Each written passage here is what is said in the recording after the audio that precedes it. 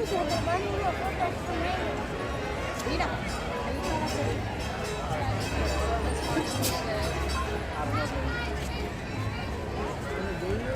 big pumpkin. Big pumpkin.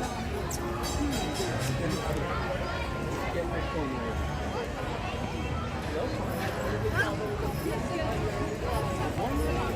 Hello, Disney adult, and hello, my other friends that are here with me today. Welcome. It's Indiana Holmes, and this feels like the first day of fall. Even though fall started about a week ago and summer gave up, summer kept trying to hang on until today. I woke up to a yard that was covered with water. It had been lightly raining overnight. It was dry when I left the house just a half hour ago, but when I got here to Anaheim, California at Disneyland, guess what? It is sprinkling. It is absolutely sprinkling. Fall has made its presence known. Yes, it has. I'm thinking we might take the train if I can catch it in time. Let's see if we can get up there. Good morning. Try and get up here and see if we can catch the train before it goes away. As much as it's raining and there's little puddles everywhere, I think it would be good if we could get on the train. I don't know, I might have missed it. I think I did. I think I missed it. We have to wait for the next train. Oh, well, that's okay. How is everyone this morning? This is the first day since I think late last winter or early spring. First day that I've worn a t-shirt underneath my jacket that I normally wear, my long sleeve jacket shirt thing. So I'm wearing a Mickey jack-o'-lantern pumpkin t-shirt, but it's cool enough with a cool breeze and a little bit of sprinkly rain that I am not unzipping this outer shirt.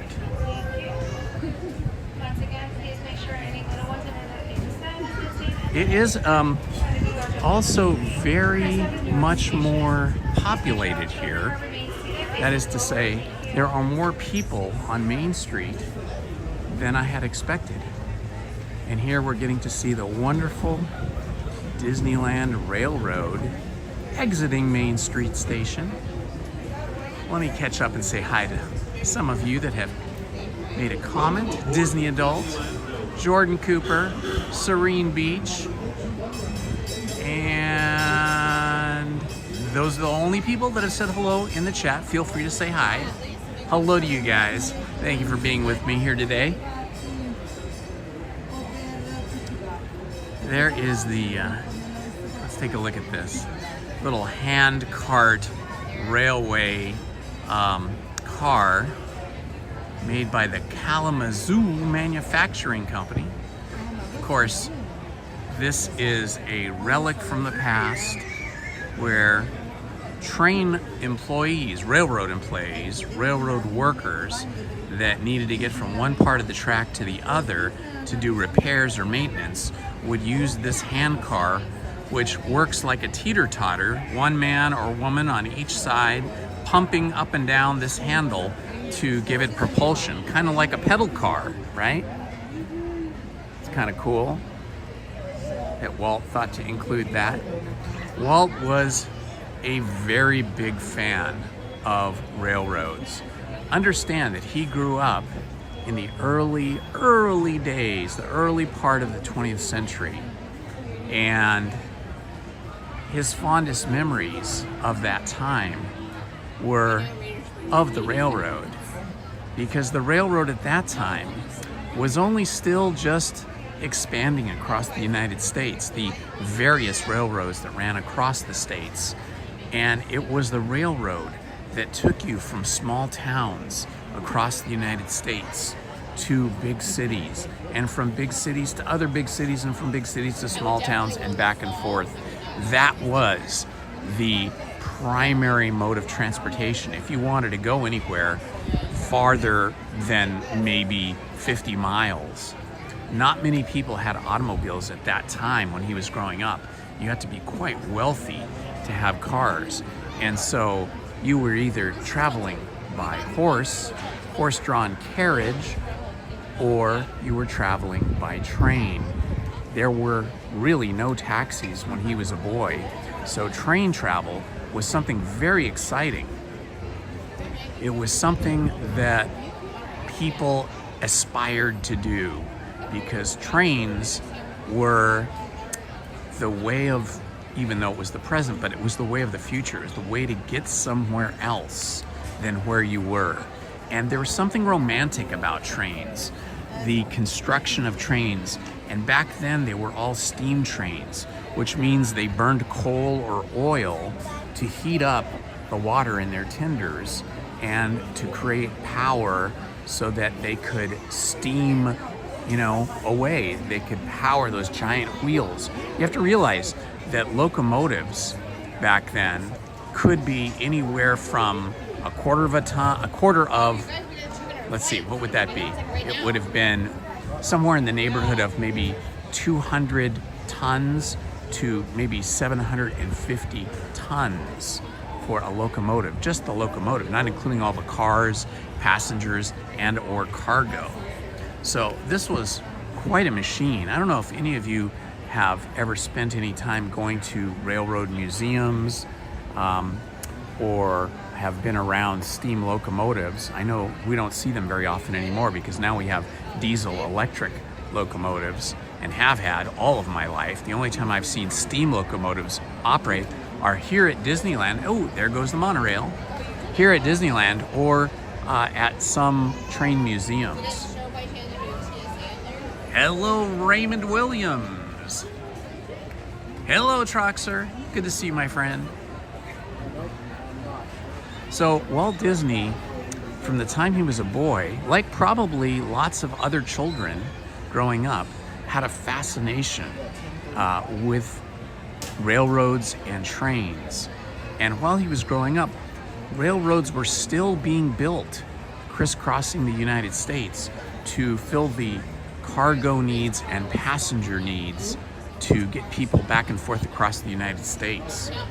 Even today, railroads carry more cargo than anything else. It's the most efficient way to bring goods, packaged goods, large machines, washers, dryers, cars, whatever it might be. It's still the most efficient and most inexpensive way to do that. Hello, Los Coyotes. Welcome to you. Choo choo choo. We're starting off the day here by taking a trip on the Disneyland Railroad because it is sprinkling out here. It's supposed to be a little bit warmer later. It's currently, let's see, what is the temperature right now here? It is currently 72 degrees. Nope, 70 degrees. It's currently 70 degrees, but cool because there's no sun in the sky. It's fully clouded over and a little bit of sprinkles, but it's supposed to hit 78 and clear up later today. So let's talk more about Walt Disney's fascination and eventual love affair with railroads and trains, and specifically steam locomotives. Your attention, please.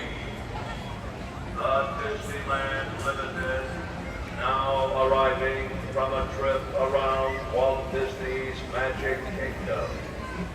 Passengers will stand by to board. Perfect timing, Randy Pinball. Ooh, that's really cool, Raymond. Hello, Ash. Here it comes. Look at this beautiful piece of American engineering.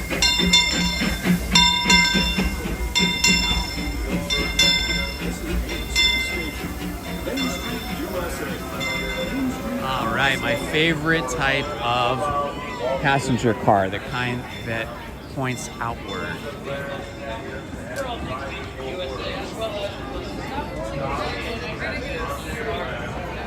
So when we think about Walt Disney and how his passion for trains came about, we have to think about his psyche and where he was mentally. He always had a fascination from trains and railroads and loved them from his boyhood memories and experiences.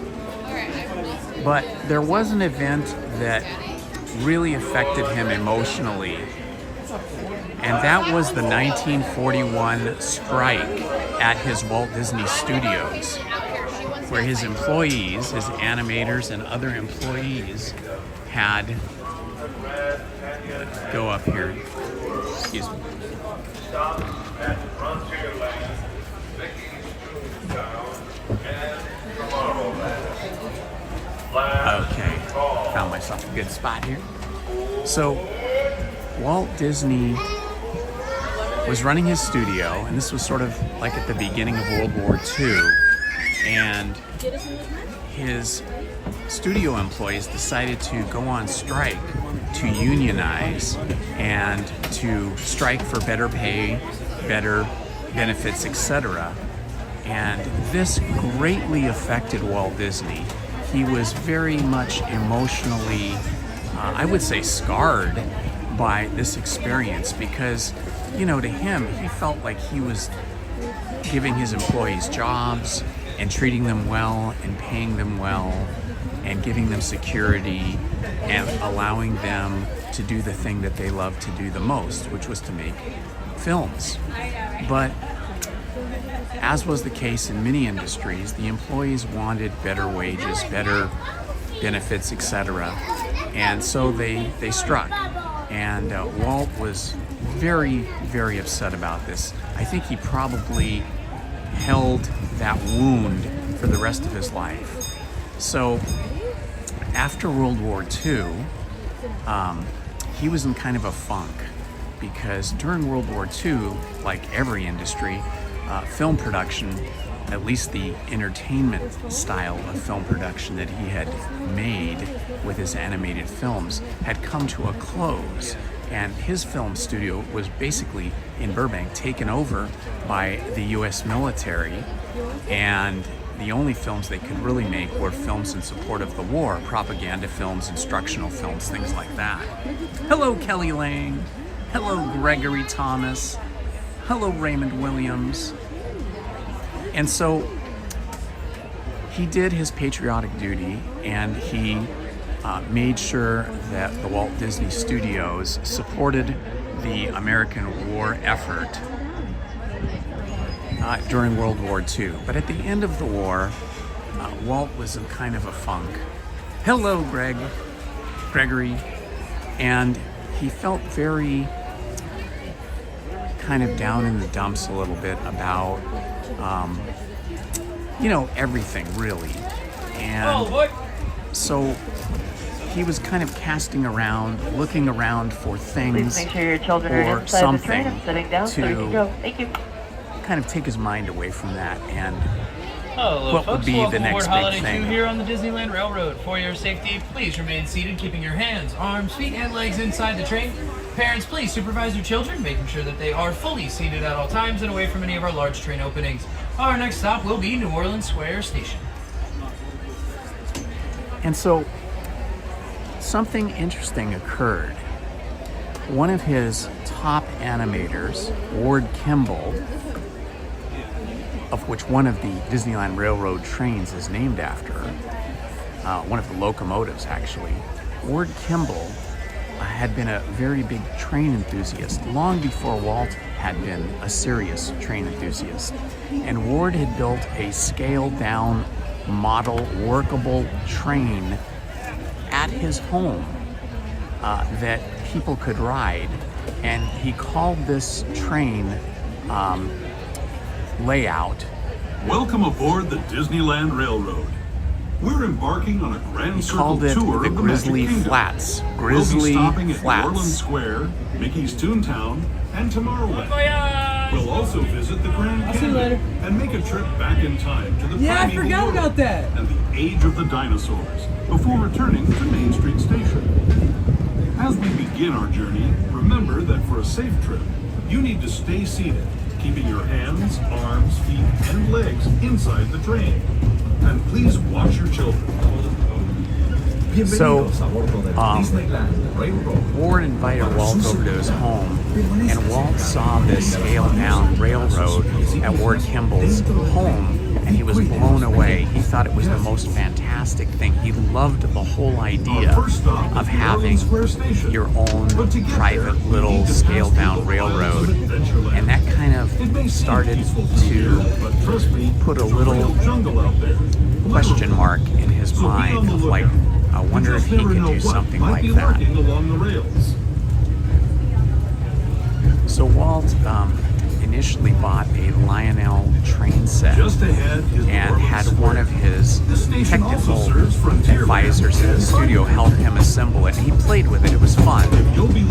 And it helped grow his fascination or his serious interest in trains. But it wasn't until Ward Kimball invited him to the 1948 Chicago train show that Walt really cemented his interest in railroads on a more serious note. Please stay fully seated until our train makes that full and complete stop. Thank you. So Walt and Ward took a train. Took them a couple days to get from Los Angeles to Chicago, and they went to the 1948 Chicago Railroad show, train show.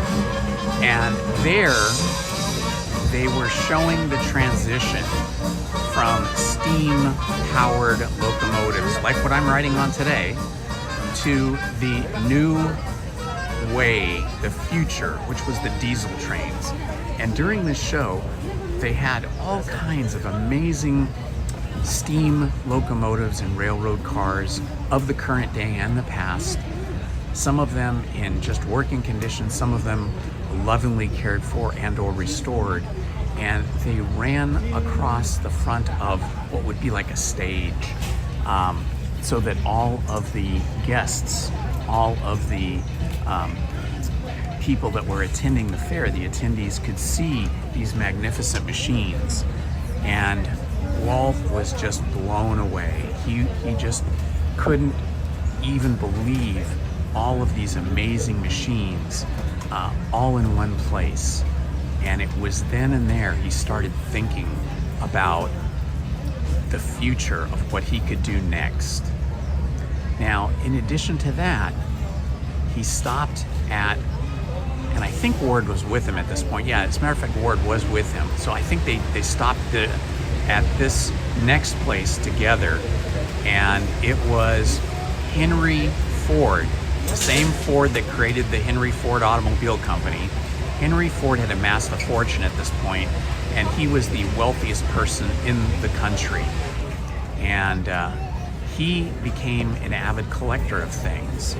And to showcase these things that he collected, some of which were trains, but other things as well, things owned by Abraham Lincoln and various homes by famous Americans, he had disassembled and brought to Greenfield Village. And this is wasn't a village before. It wasn't even a real village. It was basically a museum, an outdoor museum that Henry Ford had built, and he brought his collection of all of these things of Americana to Greenfield Village and laid them out and set them up in like this village situation. And Walt was just enamored with what Henry Ford had done. And when he saw that, it got the gears rolling in his head, and he started thinking. And on the way back to Los Angeles, he started coming up with ideas of how he would like to make his own village, a Disney village. And it included things like a park. It included things like a working railroad that people could actually ride on. And it included things like a opera house house, a fire station, a police station, and The park closes tonight at 11 o'clock. and it included things like a celebration of Abraham Lincoln. So, you know, we often hear, and even out of Walt Disney's own words, we hear the story that, you know, Walt came up with the idea for Disneyland while sitting on a bench in Griffith Park in Los Angeles while his daughters rode the merry-go-round. And that is true, that's true. But even more true before that was this trip to Greenfield Village and how he saw what Henry Ford had done. So he started drawing up the plans in his head, maybe not necessarily in paper, but in conversations with Ward Kimball, and then later others.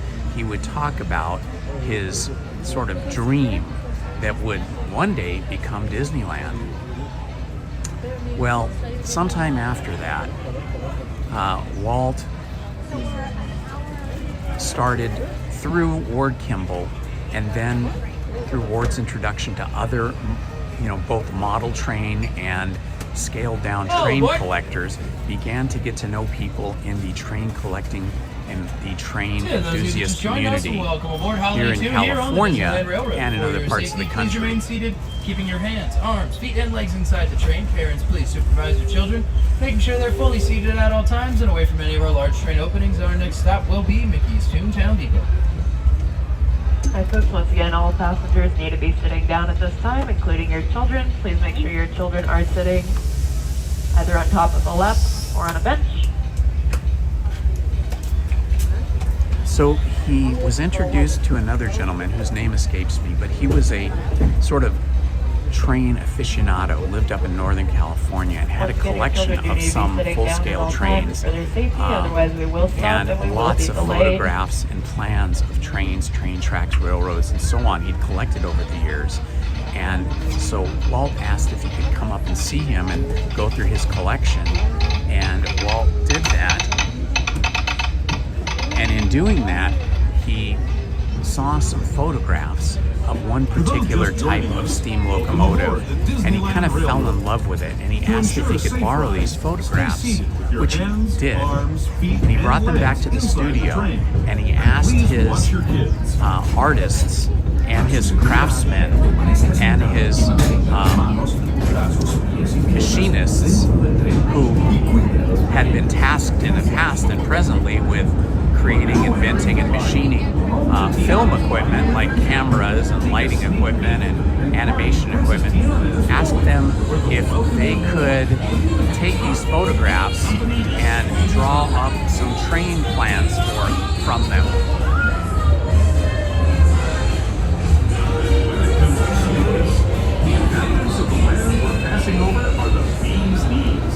What resulted out of that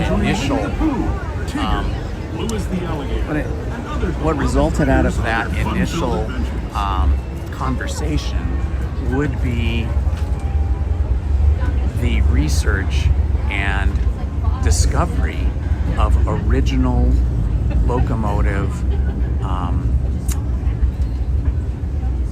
architectural plans is not the right word for engineering plans, and of the actual locomotive that he really liked the most. And so, given those actual engineering plans that had been used to create this locomotive, he asked his staff at the Disney Studios if they could scale these down. And eventually that led to him, once those plans were all scaled down, eventually that led to him going to his machinists in his machine shop and asking them if they thought it would be possible to help him build one of these locomotives, this particular locomotive, but in a very small scaled down version. As a reminder, if your children are 6 or younger, they And can't so be the seated work on the bench. began, Steps from the opening and they and started behind the doing this. row. They'd never done And anything like this behind the bench, before. you're on top of your lap.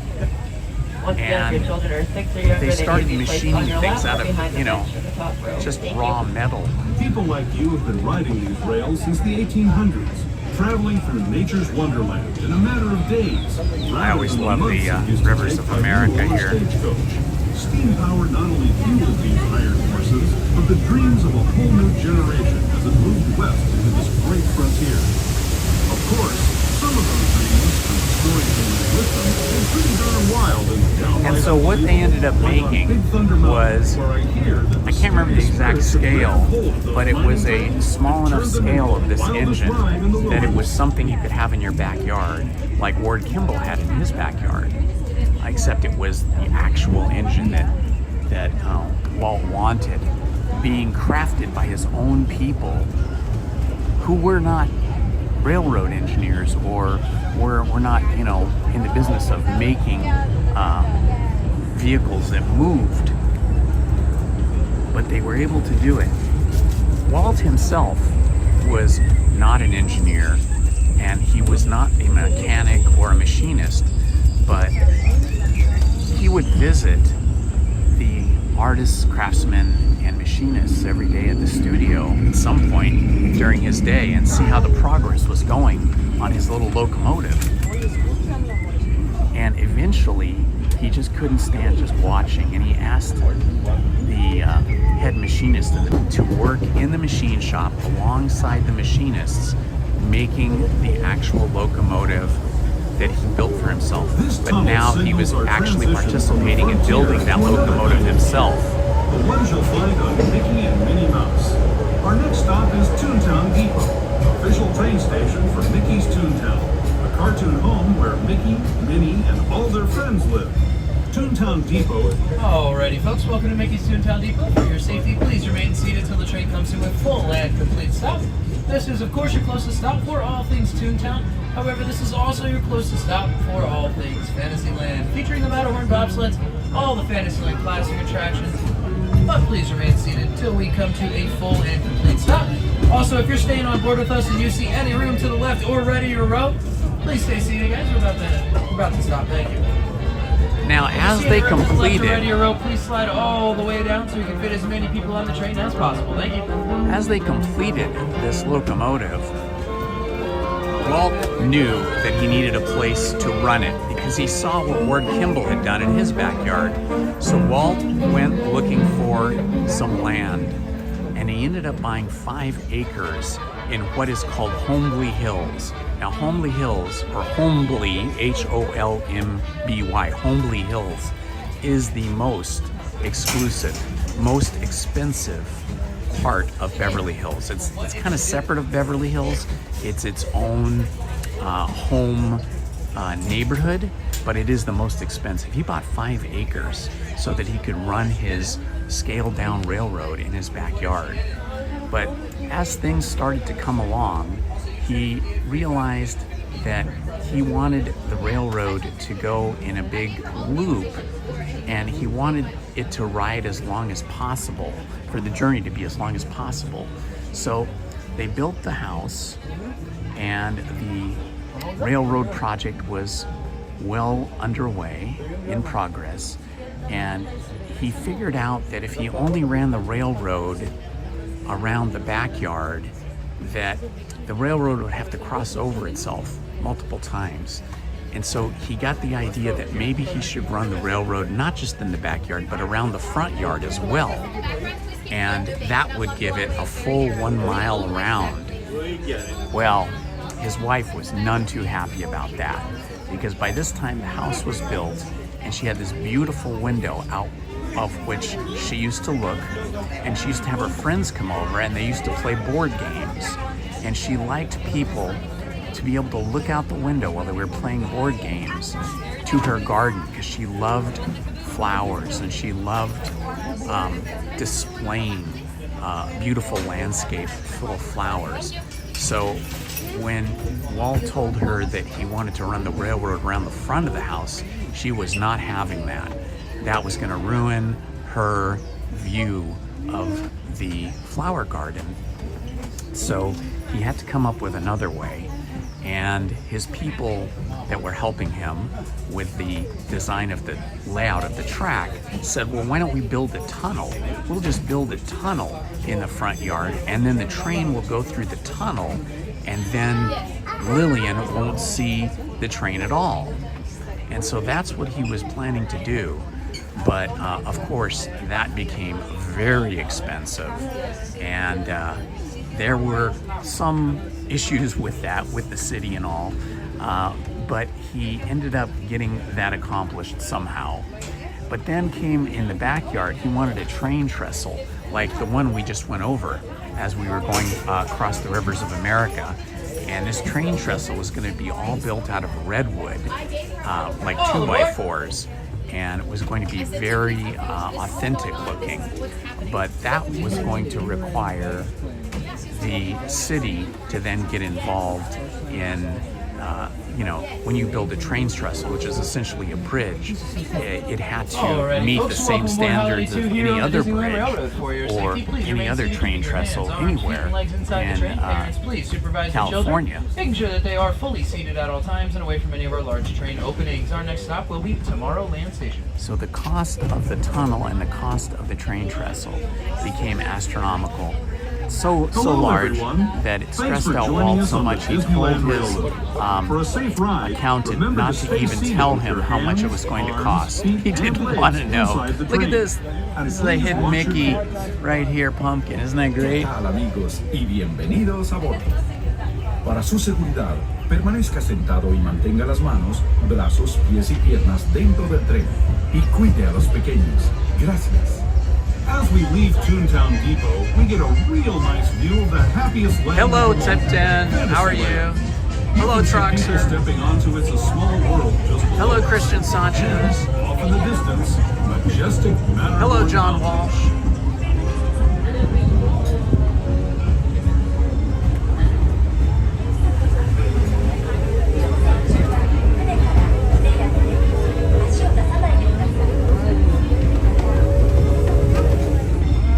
Well, anyway, the long and short of it is, as you all know, Walt eventually completed his backyard train and took great joy in taking friends and even neighbors and neighbors' kids around on his train. There is the train yard back there for this train that we're on.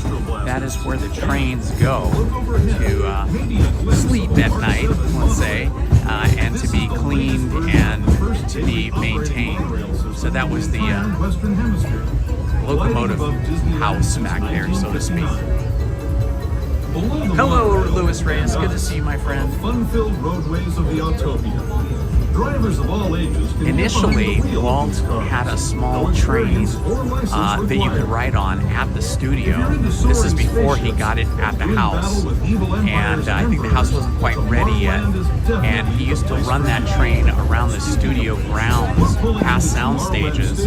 But the problem is that it caused too much distraction among his studio workers, and became a point of distraction that needed to be addressed. Tomorrowland Station.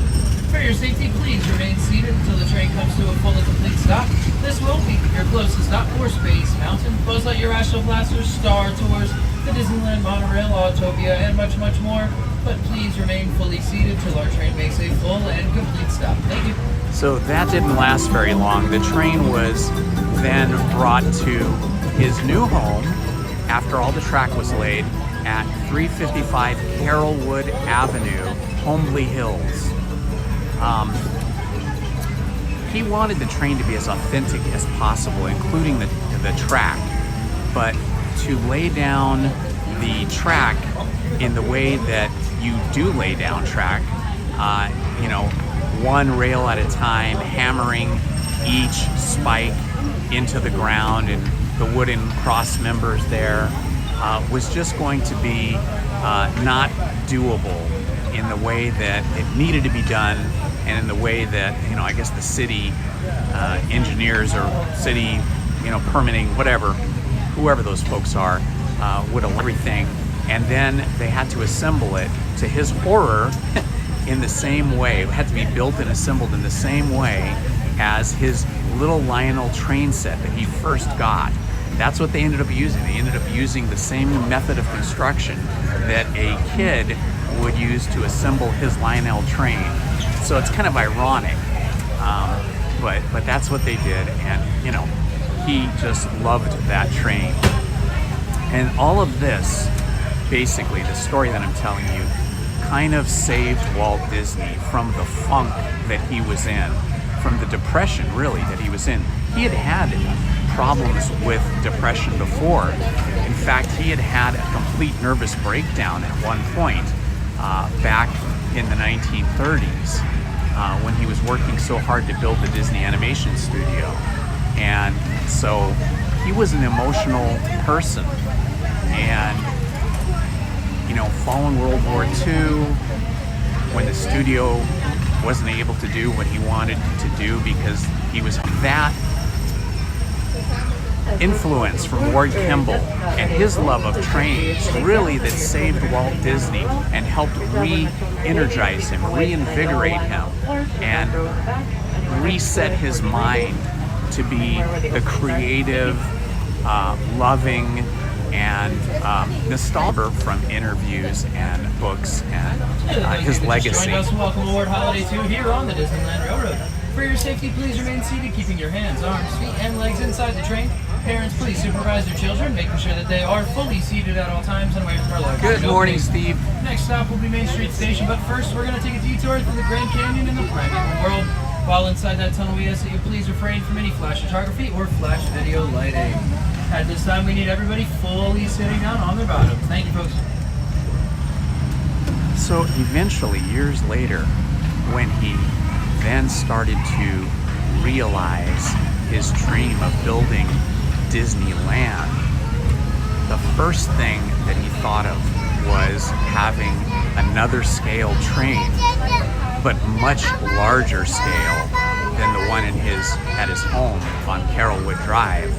One that would be large enough that he could carry passengers, but yet not full scale, scaled down. And that's what we have here today at Disneyland.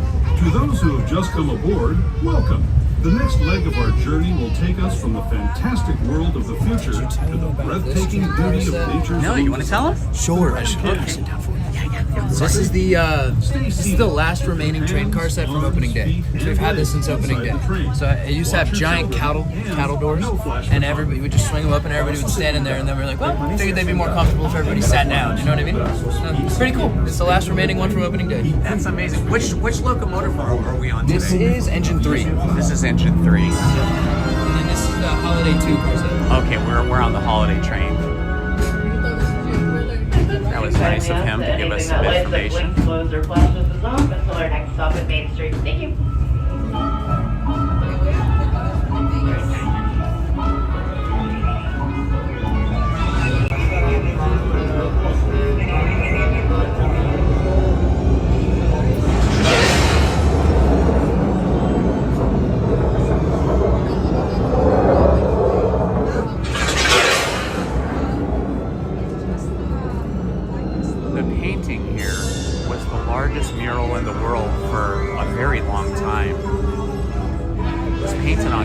And then glued to the wall there. That was the Grand Canyon as we know it today. But it wasn't always this way. Now, let's travel back in time, way back in time, to the fantastic past of the primeval world, land of the dinosaurs.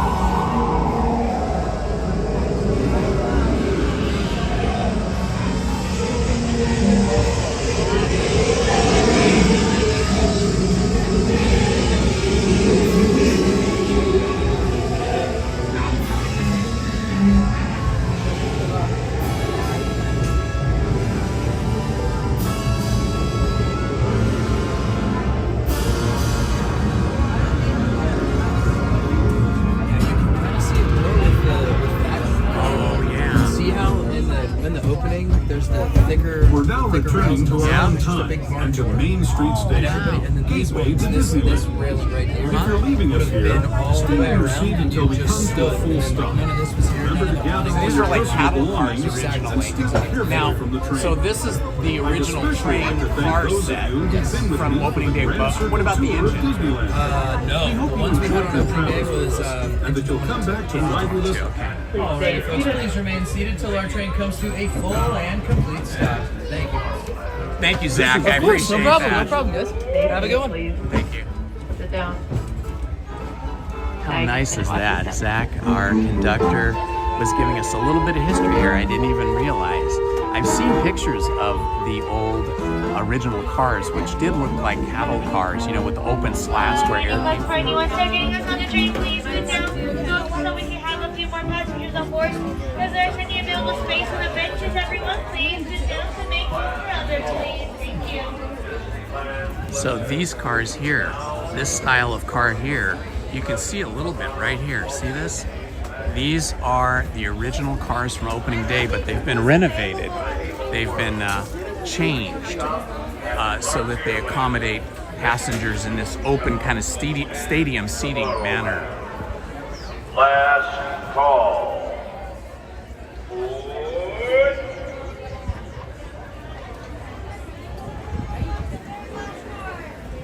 That is one of the things that makes Disneyland so special.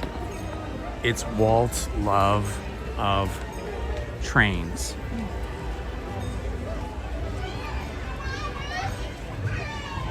I think no matter what happens at Disneyland in the future, the railroad trains will never disappear. Now, let's go ride, if we can get a seat on here, let's go ride on the horse-drawn trolley. Hi, how are you? Good, how are you? Good.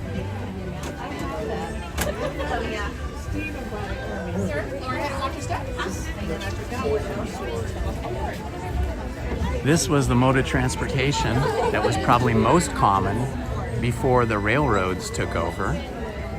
And of course, these horse-drawn carriages were in operation long after the trains came into existence, because these would not carry you across country. These would just take you through the cities and towns.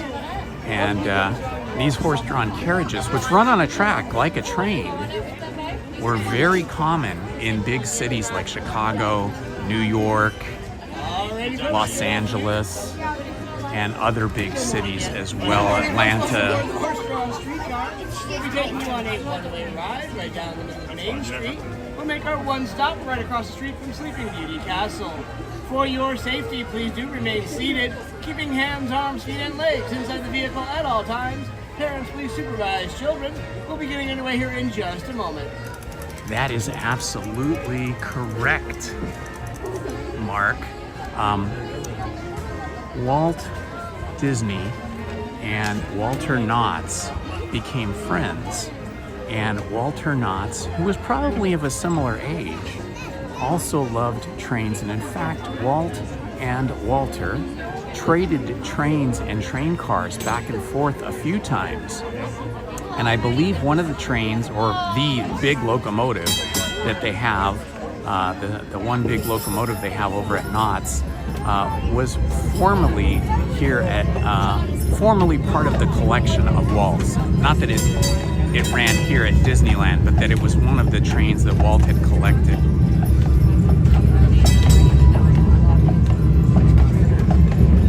So they would trade box cars, trade locomotives, things like that. That's, you know, what people that collect things do, right? Like today here at Disneyland, we can all trade pins. Like the pin trading thing is a big thing. I just love Halloween time. I gotta tell you guys, Halloween is such a fun time for me. I just love it. How great is this? The name of the horse is John. Bye, John.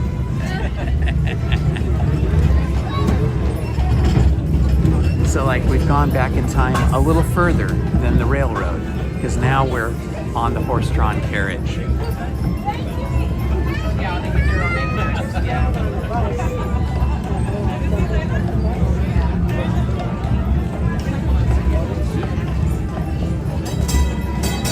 So as we've said many times before, Main Street USA here at Disneyland was modeled after Marceline, Missouri, which was the city, a small town really, that Walt spent a lot of his youth in.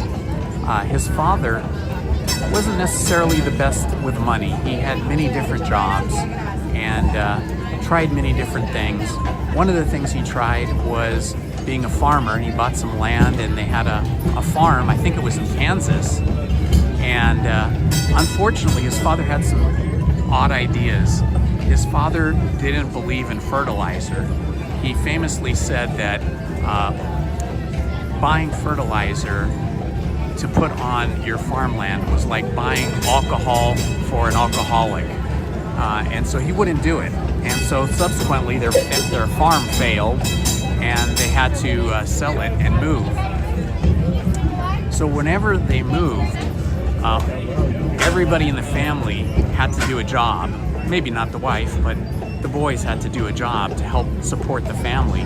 And Walt, at a very young age, as a very little boy, was assigned a newspaper route by his father.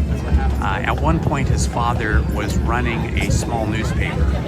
And so Walt was tasked with delivering newspapers. And he did that for several years growing up. And it was very hard. He had to get up before dawn and start delivering papers at like 4:30 in the morning. And he would not be free to do what he wanted until, you know, all his papers were delivered. And it was so much work as a young child that he said that he loved apartment buildings or, you know, apartment complexes where when he delivered newspapers there, he could get out of the cold and the rain sometimes, and he could shelter in the hallways of these buildings that he was delivering newspapers to, and he could get a little bit of a cat nap. He could get maybe 20 minutes worth of sleep or something. And the other thing is his father was, you know, very, very frugal and not good with money, I guess. And so he didn't believe in toys. He never really bought toys for his kids.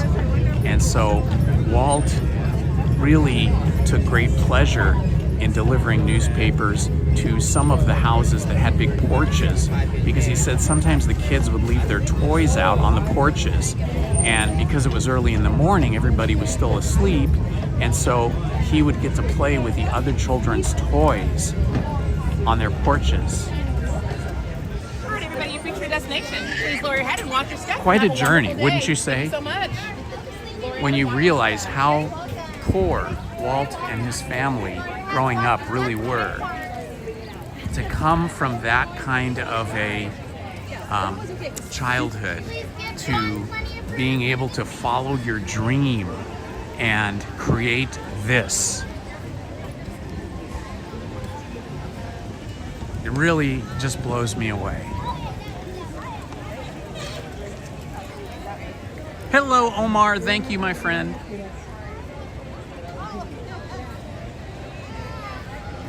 Yeah, Walt's dad had many different jobs. He did many different things, and it was because he wasn't very successful at too many of them and had some odd ideas, I guess.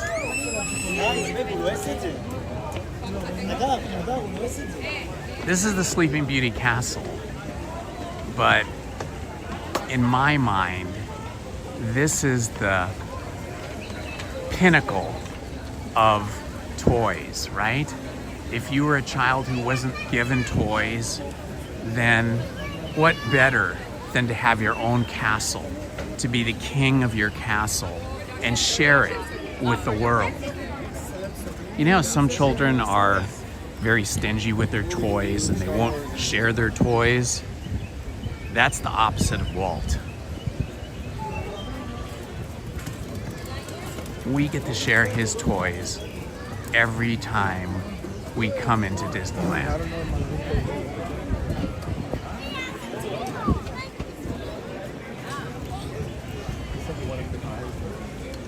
So that's a little bit of a story on the trains. Walt's love of trains. And we can thank Ward Kimball, really, for turning Walt onto trains and scaled down trains, the possibility of even having a train in your own backyard. And thankfully, that experience with the trains, with the scaled down trains, and the activity and creativity of building your own railroad really saved Walt, in my opinion. From all that I've read, it kind of saved him from the sort of malaise that he was experiencing after World War II. And then getting to see Henry Ford's Greenfield is another reason. And I don't know for sure, but you know how in California Adventure we have Grizzly Peak? I wonder if the people that worked on California Adventure named Grizzly Peak and the Grizzly River Falls over in California Adventure. I wonder if they named it that because of Ward Kimball's backyard railroad that he called Grizzly Flats. I know Ward Kimball is wonderfully thought of here and celebrated with the locomotive named after him and his name up on one of the windows.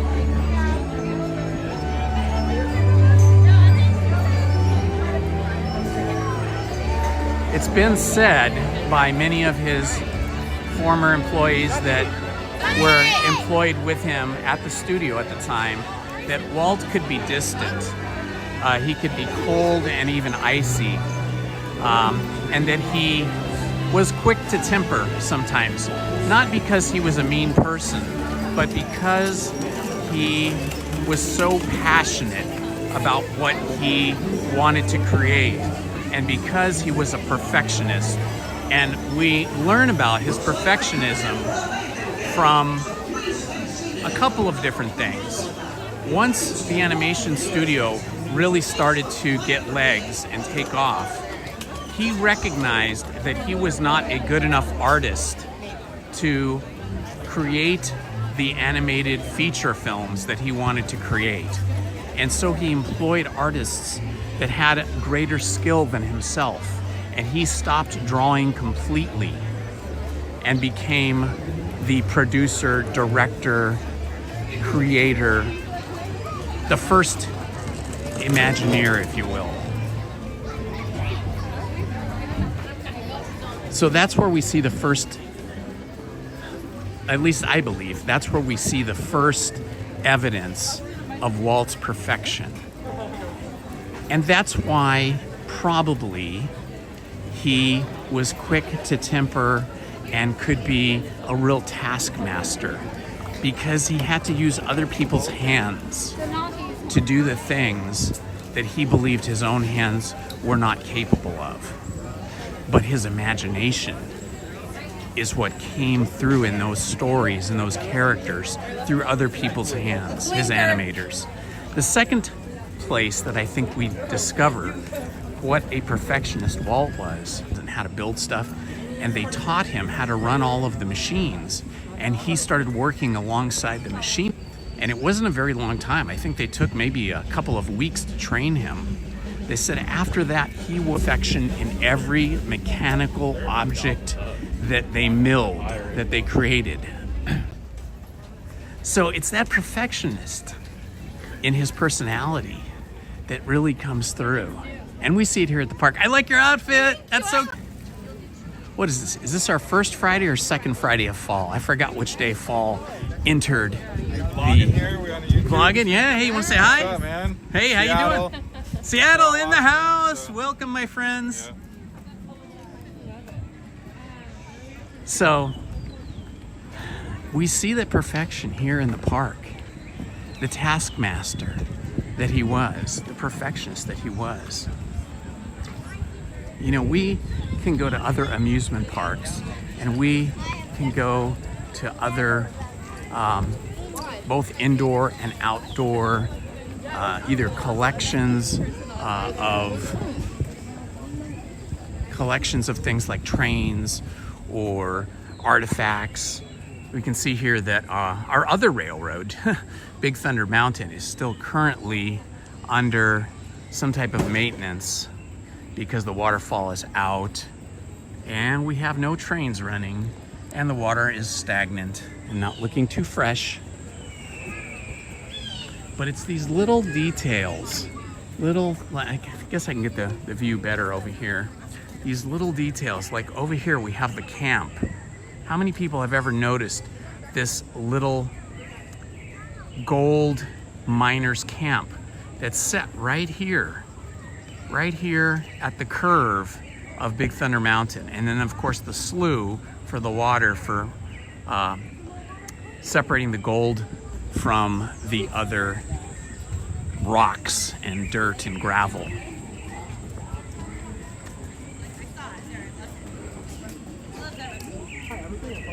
So I think a lot of people don't know what made Walt tick. And I think, of course, like any artist, because that's what he was first and foremost, he, like every good artist, is driven by their imagination.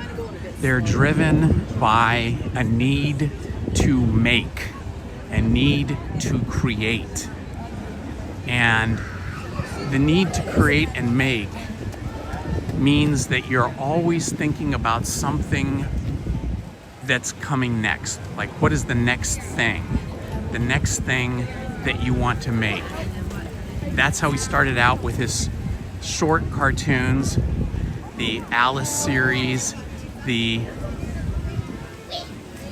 Oswald the Lucky Rabbit series, later Mickey Mouse, and then eventually feature-length films.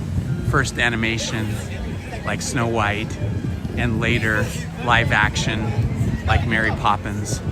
Each thing was a new thing with which he could create. Let's see if we can get on the train.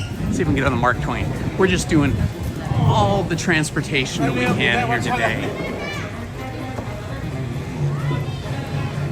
Every vehicle we can get on to give us another view of the railroad.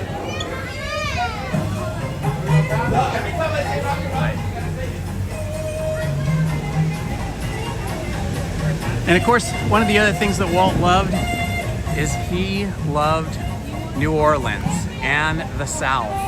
He loved the culture and the food.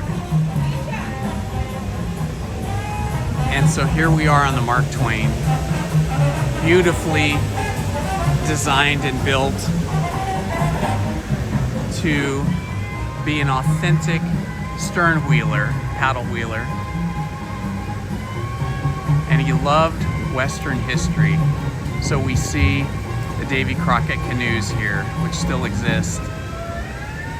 On his train trip with Lord Kimball, coming back from the 1948 Chicago train show, and then the Henry Ford outdoor museum, really, collection of Americana and American accomplishments at Greenfield Village.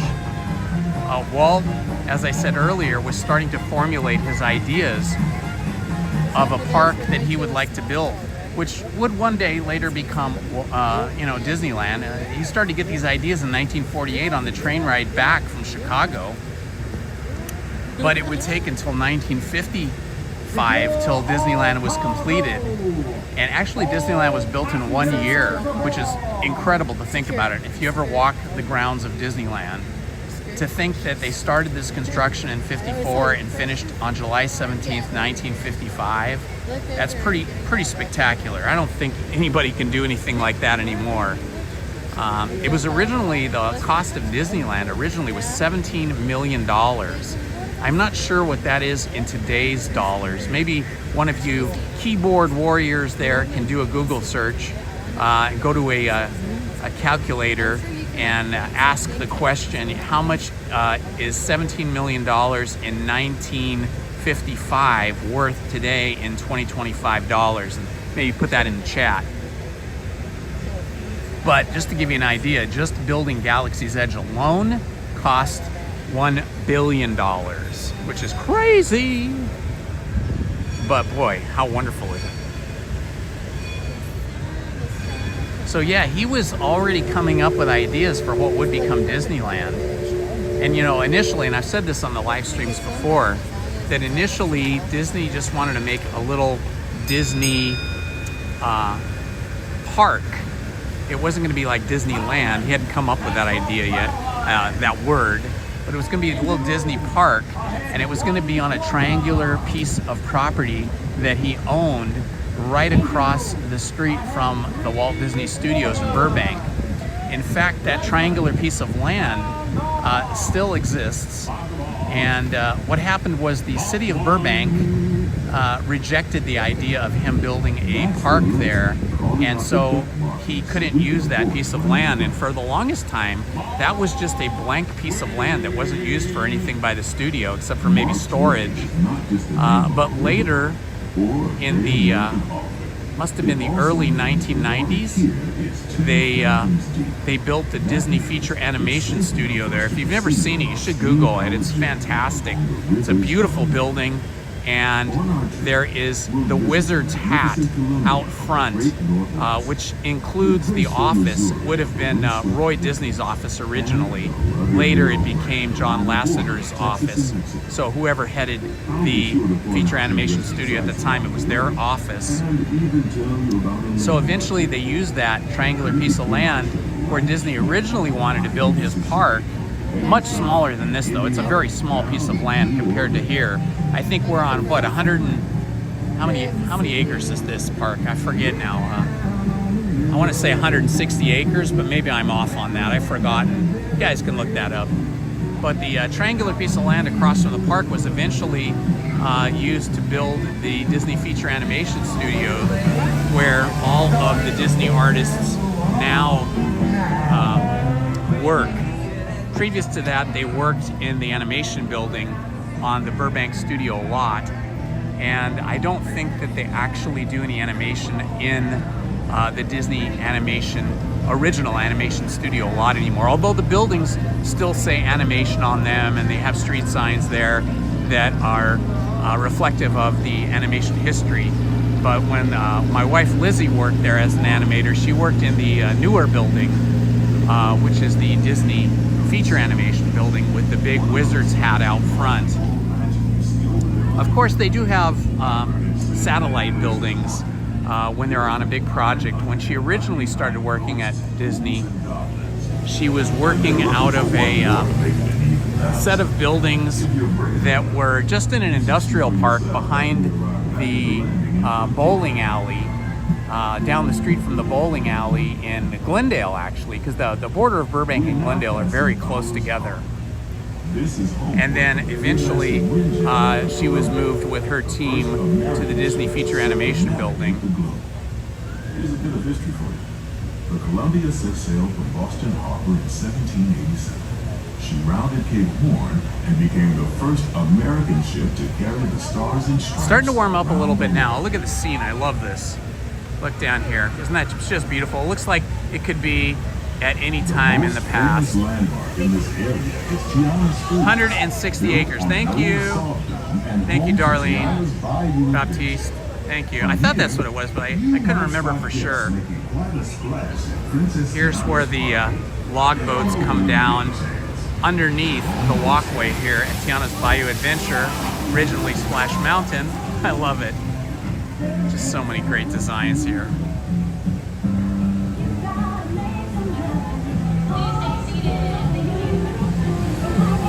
Very good. Thank you, Darlene.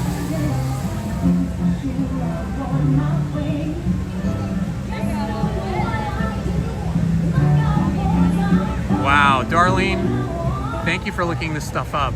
So $17 million in 1955 would be now $187,918,507.46. That is crazy.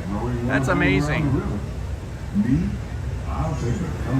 Here's where you stand to board the Davy Crockett canoes. These are some of the largest canoes I think I've ever seen in the world.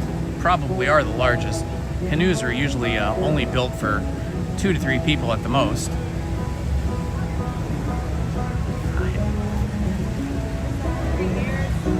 There's people waving at us. That's fun. Hi guys!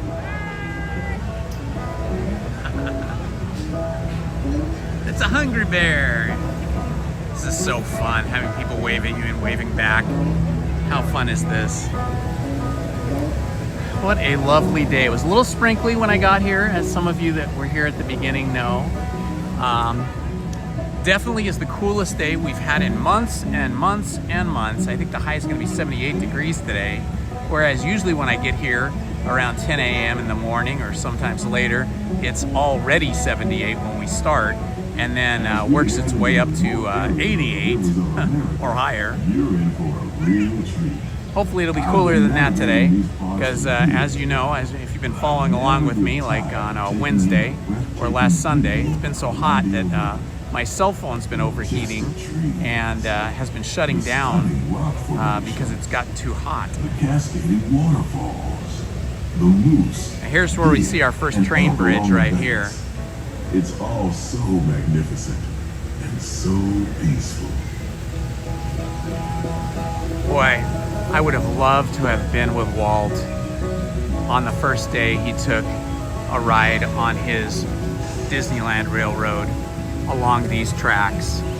Of course, I don't think the railroad went back this far back when he opened the park, because the park, a lot of this part of the park wasn't built yet.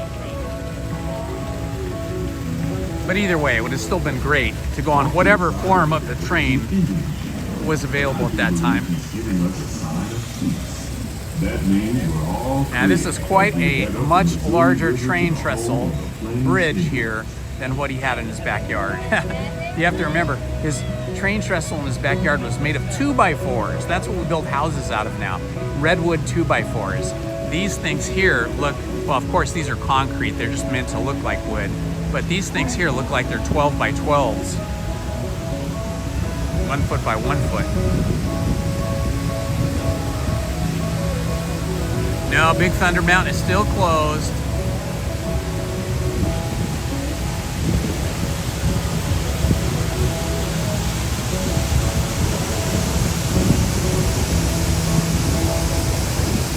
The total today would be $204,918,507.46. Thank you, Darlene Baptiste, for that. I appreciate that. That's outrageously expensive. He's telling the tale of how a woodpecker taught a young tribesman to take a hollowed-out branch and turn it into that most wondrous of musical instruments, the flute. It's a legend, but a culture that passed down from generation to generation. Well, I think like a lot of things, Splash Mountain had just kind of run its course, and they decided to change it because it was based on the movie that Disney had done decades and decades ago. Hold on a second.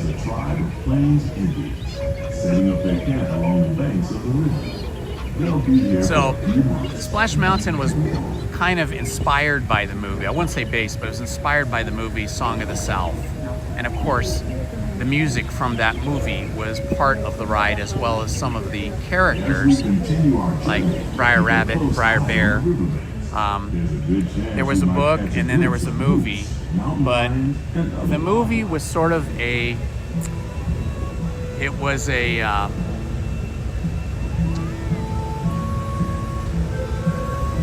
movie Song of the South was a product of its time, when some people, let's put it that way, some people didn't think about how they were portraying certain elements and certain populations, and it kind of came down to this. In Song of the South, it was set in the time of slavery here in the United States, and the portrayal of the slaves that were featured, or the actors that were portraying slaves, seemed to be like happy people, like very happy people. And the whole idea of people being happy and being enslaved is kind of contrary to reality. I don't think there were any people that were happy about being slaves. And so it became sort of an issue for the Disney company to grapple with the controversy that had grown up around the Song of the South. And I know when my wife was working at Disney, they have a library there. It's a huge building. It's in a secret location. She can't even tell me where it is. But there's a secret, gigantic archive that the Disney Corporation maintains. And when you're an animator and you work there, you're allowed to go there anytime you want and check out materials. You can check out old films, you can check out drawings. Like, she was able to check out like the original drawings of Snow White so that she could study them and copy them as she was training and learning to be an animator. And they have the little statuettes they call maquettes and all different kinds of things you can check out to use as reference for when you're working on a movie. And they have their entire film collection of every film they ever made. And you can check out, at that time it was VHS tapes of the different films. And she would do that sometimes to study different films so that it would help her draw whatever she was working on, whether it was The Lion King or Pocahontas or whatnot. But the one movie you could not check out, the one movie that was basically banned, was Song of the South. They would not even acknowledge that they might even hold a copy of it because basically I think Disney was embarrassed by it. Because of the way that people's sensitivity to that period of time and the way that the studio handled the whole issue of the slaves in the film. So, you know, I think it was a good choice, even though I loved Splash Mountain and, you know, I never really associated it with anything negative, not the ride itself, but yes, in the movie, it is a little bit disturbing the way that the actors who are portraying slaves portray slavery on these plantations. So that's why, you know, my long answer, why Splash Mountain was changed to Tiana's Bayou Adventure. But, you know, we love Tiana's Bayou Adventure because its inspiration is taken from the movie The Princess and the Frog. And that was the last film that my wife Lizzie worked on, The Princess and the Frog. So every time we walk by or see Tiana's Bayou Adventure, every time we ride on it, we're reminded that Lizzie spent, I think it was at least a year working on that movie. Hello, Tyler. On behalf of our entire crew, I'd like to thank you for booking passage on the Mark Twain. Hello, Troxer. At this time, we ask that you prepare. Hello, Donald Duck. If you're on one of the upper decks, please make your way down to the first deck. The stairway to the right side and the back of the boat, they offer the quickest and easiest route. We hope you enjoyed your voyage with us. Hello, Brendan. Okay, it depends on what you like. In terms of, to answer your question, what is the best ride at Disneyland? I would put it this way. What is the ride you cannot miss in Disneyland that you absolutely have to do? It depends on what you like. If you're a Star Wars fan, then Galaxy's Edge has to be the best thing for you. And Rise of the Resistance has to be the must-see, must-go-to ride because it is so immersive. You feel like you are actually in a George Lucas Star Wars film. It is spectacular. But if you lean more into the animation, if animation is your favorite thing and you just love the animated films and you're not as excited about Star Wars, then I would say Mickey and Minnie's Runaway Railroad would be the best ride for you. And then if you love roller coasters, and roller coasters are the most important thing to you, then I would say it's kind of a toss-up between the Matterhorn and Big Thunder Mountain in terms of roller coasters. Now that's just talking about Disneyland. If you're including California Adventure, well, then the Incredicoaster is the best roller coaster in the 160 acres of property that Disneyland owns.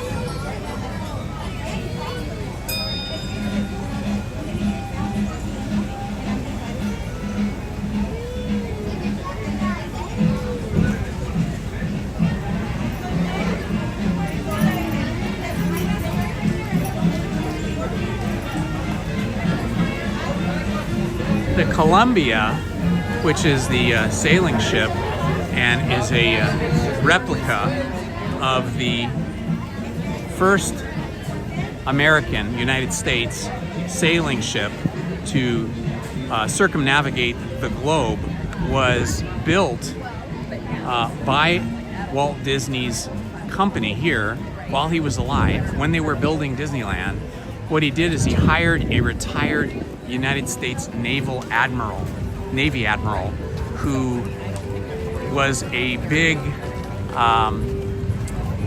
he was like a big history expert on naval ships, and also had a lot of engineering experience. And he hired him to research the original. Oh, look who we have here. Hi, guys. I love your glasses. I like yours. Our first character spotting. Oh, here's another one. And so they researched the original Columbia, and hi, how are you? You look amazing. I love your hat. Oh yes, you look good. Can I get a quick picture? Here we go. We'll go here. Hi. Whoops, there we are. Thank you.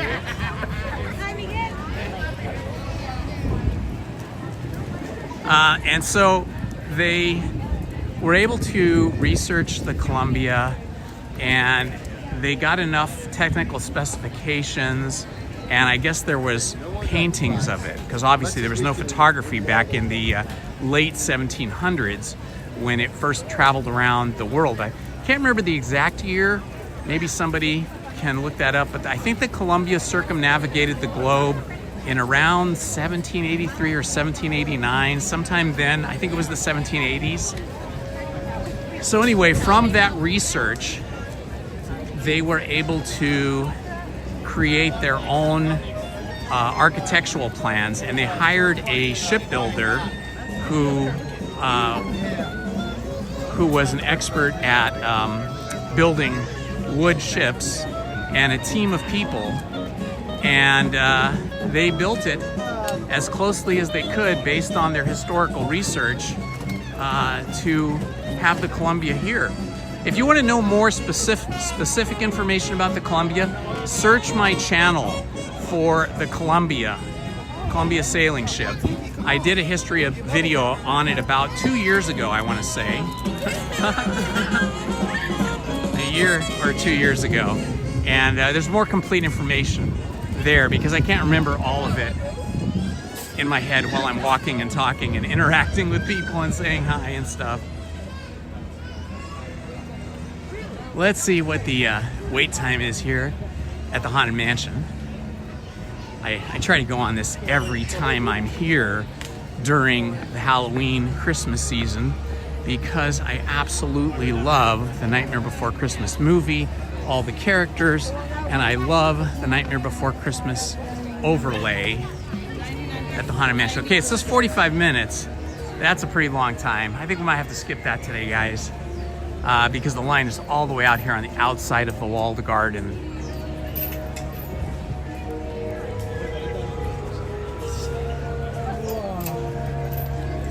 We'll just walk up and take a look at it, and then we'll walk back out.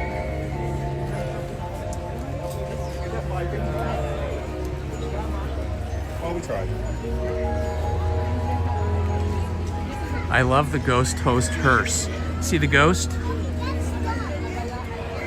There's the hearse. Jack Skellington inspired pumpkin. And of course, the beautiful Haunted Mansion in its Nightmare Before Christmas overlay. Yeah, there's a lot of people here today because it is a Friday, and it is about, it's already 12:30. Okay. Where do we scan this? There? Up the path by the black one. There's a lot more people here today than usual. Wednesday was not nearly as busy as it is today, but it is a Friday.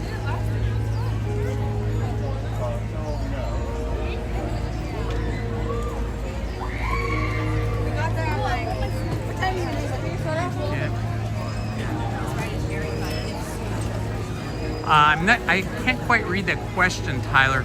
Do you get out? Oh, do you get out to Walt Disney World? Lizzie and I went there years ago when she was still working at Disney. We went with some other friends that were Disney. Her best friend at that time, who was also a Disney animator. And so back in those days, the Disney employees that were animators, Nah, you're good. were given something called silver cards. And so a silver card was given to the employee and the employee's significant other, in this case, me, her husband, Lizzie's husband. And we could go to any Disney park anywhere in the world for free as many times as we wanted. So we could theoretically go to a Disney park every day. And we could bring people with us. So I could bring 3 people with me, or Lizzie could bring 3 people, or if Lizzie and I went, we could bring 2 people.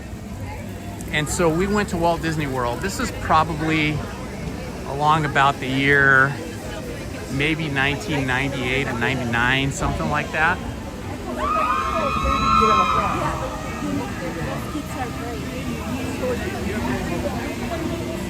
Okay, stop here and take a look.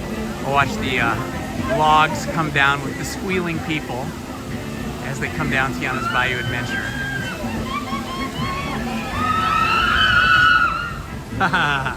Here at Bayou Country. Yeah, so we went to Disney World then, and we saw the Animal Park and Epcot Center and Walt Disney World, all that stuff. We stayed about a week, I think, and it was fabulous. It was fantastic. This is before we had children. We were married, but we were still free from children, and we were with our friends, and we had a great time, and we were young enough to survive the incredible humidity and heat of Florida. As I've gotten older, I do not handle humidity and heat as well. It is very rough for me. I wonder if we can get on Tiana's Bayou Adventure in single rider. Let's see what the single rider line looks like.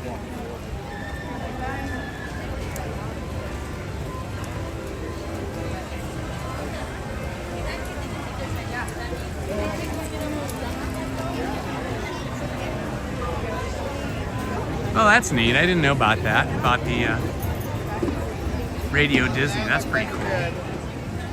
Yeah, races is not what's funny. No, tell us about the echoes and the screams, the echoing screams. Is there some kind of acoustic treatment that increases the screams, or what's the deal there? Tell me about it. I want to know. Inquiring minds want to know.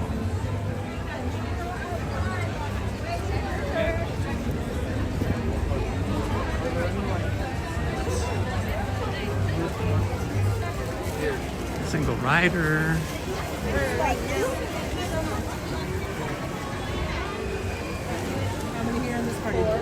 Okay, we're here at Single Rider. Yeah. We're here at Tiana's Bayou Adventure now. We've been talking about it. Go ahead and go. Thank you. So we're gonna do Single Rider. Hi. I like your outfit, all in green with the thing. Very pretty. Thank you. All right, first ride, well, second ride of the day, the railroad. Third ride of the day. Thank you. This will be our third ride of the day. We did the Disneyland Railroad around the park, and then the Mark Twain, and now we're heading into Tiana's Bayou Adventure. They'll be letting us through in a moment. I'll probably get very wet, but that's okay. That'll be fun too. Well, that's cool. I didn't even know there was something called Disney Radio.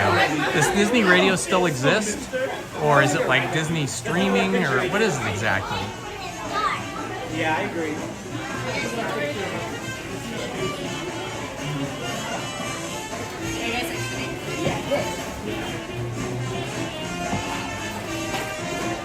Just gonna go straight down to the left. Thank you, Emma.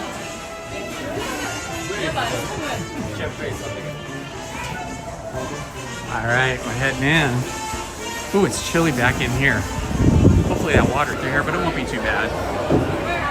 I can read the text a little bit better. What did they have on Disney Radio? Did they have, was it just, oh, when the cars go in the cave? I forgot about that. Yeah, Fowl was the Admiral.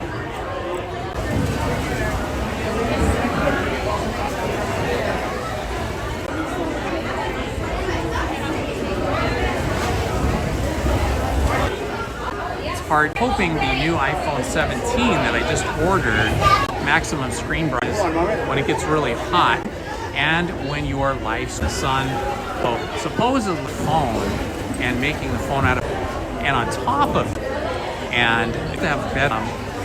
I'll be excited the first time I get to use it. The iPhone 17 under hot conditions like we've had this summer. But anyway, the text because. You know, I might start a card stock, you know, paper card stock, and Disney silver card or something like that. So your card was only good for a year. Now, I'm not sure what it was called. I'm guessing it was called, you might be given the discounts on merchandise. I think my, were, you know, lowered to Walt Disney with films like took over that spot and the head of the studio at Pixar. Then, both of those guys are super. Would talk to you if you came up to him, but likable, very welcoming and lovable, and great guy. Unfortunately, John Lasseter was still running animation long after she left, and another studio, Paramount, CBS. Yeah, I'm sorry if my stream is buffering. You just have to. You have to connection, and there's a lot of people here today using cellular as well. Okay, so they actually played music on them. Lizzie and I'll be here on Sunday.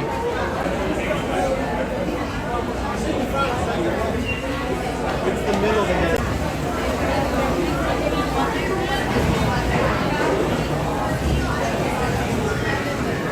Got to prepare myself to get soaking wet. All summer long, it hasn't been a big issue. I will be able to dry off again quickly. But as it starts to get cooler and we have just overcast skies, then getting wet on these wet rides.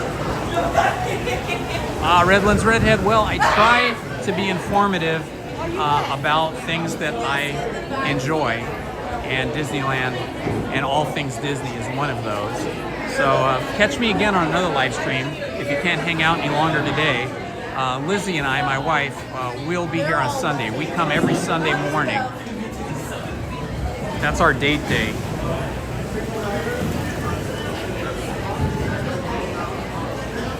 We've been coming to Disneyland so many years and so often that we always try to make a special effort to be here on the last day a ride is in existence.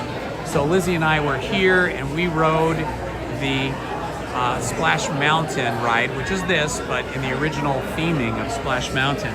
We rode that on the very last day it was open. It was a bittersweet day. There was a lot of tears. A lot of tears and a lot of smiles riding the very last day here at Splash Mountain. And then I was here for the first week of Splash Mountain when it opened. I don't think I was here for the first day, but I was here like on the third day when this became Tiana's Bayou Adventure, the third day of Tiana's Bayou Adventure opening. Also the Sky Buckets, if that's what they were called, I can't remember. But there used to be a skyway of these kind of bucket cars that carried up to 4 passengers, and it went all the way across the park, and you had these wonderful views of the park. We came with our kids when they were little at that time for the very last day to ride that, and I still feel sad that that's gone. I really miss the Sky Buckets, and I really miss the People Mover a lot.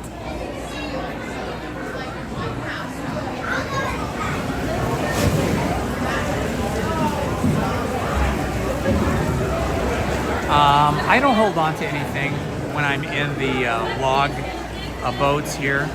I just plant my feet if there is a footrest. Like if I sit in the very back seat has footrests, so you can brace your feet. The other positions, the other seats do not have that, but the other seats are so close together, you're kind of boxed in there nice and tight.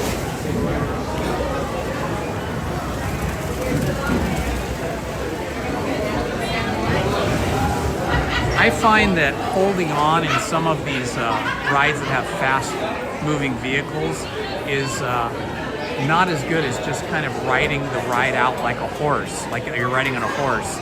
You want to just go with the motion. So, for example, on Indiana Jones and the Temple of the Forbidden Eye, those Jeeps are programmed and designed to be very bouncy and herky-jerky and really make it feel like you're riding over some very bumpy terrain.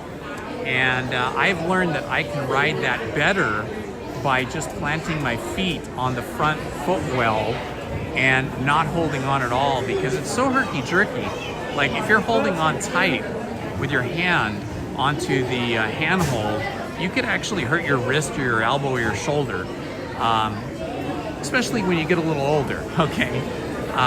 So I found it's better. I just hold my gimbal that I'm holding the cell phone on. I just hold that with two hands, and then I kind of sit stand where I'm sitting, but my butt's maybe not holding all my weight down on the seat. It's more like riding a horse where your feet are in the stirrups. And if you've ever ridden a horse, you use your feet in the stirrups to control your body and the horse, but also to put a lot of weight on the stirrups on your feet more than your butt, and it helps you ride better. So for this ride, if I'm in the back seat, this last seat here, I'll just plant my feet on the footholds and not have to hold on to anything. And it's better too, because if your feet are up on the footholds, they're up out of the bottom of the boat. Because the bottom of these boats can become like lakes. So as soon as you sit down, as soon as you put your feet down, your feet are instantly in like 2 to 3 inches of water. But if you're in this very back seat, seat number 6, your feet can be up off of the floor comfortably on the footrests that don't exist on seats 1 through 5. And then similar thing in the Jeeps over at Indiana Jones and the Temple of the Forbidden Eye. And it's similar but significantly different in the Matterhorn, on the toboggans there, or the bobsleds they call them. The bobsleds don't really have good places to put your feet, but I find that's so violently jerky that it's definitely better not to hold on, because you get banged around in that a lot, and if you're holding on tight to something, I feel like you might hurt yourself. So it's better to just kind of go with the car that you're in or the boat. Single rider. Single rider up front.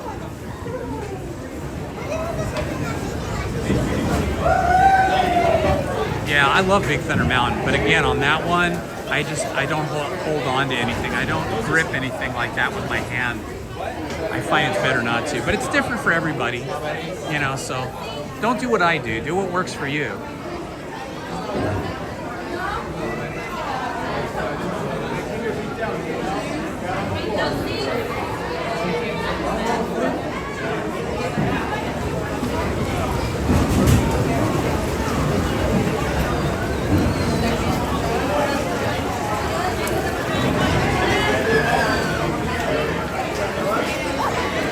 I gotta try and plug in my phone here. I'm about to run out of juice. So it's the old, yep. Which one?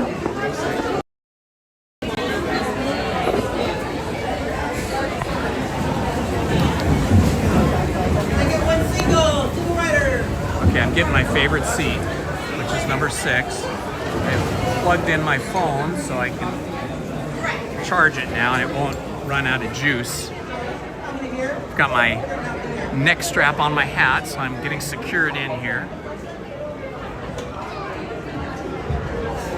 Yeah, we did get stuck on this for a few minutes the last time, right before we entered the big showroom.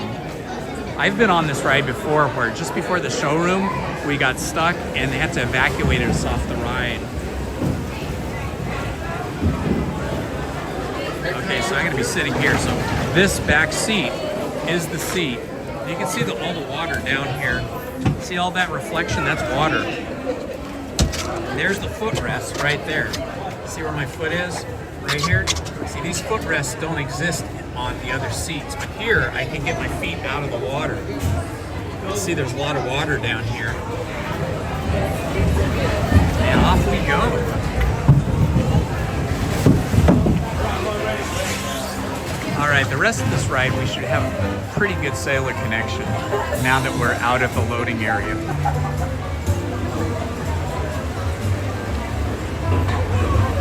Okay guys, I'm not gonna talk during the ride because I want you guys to just experience it as if you're here in the boat too.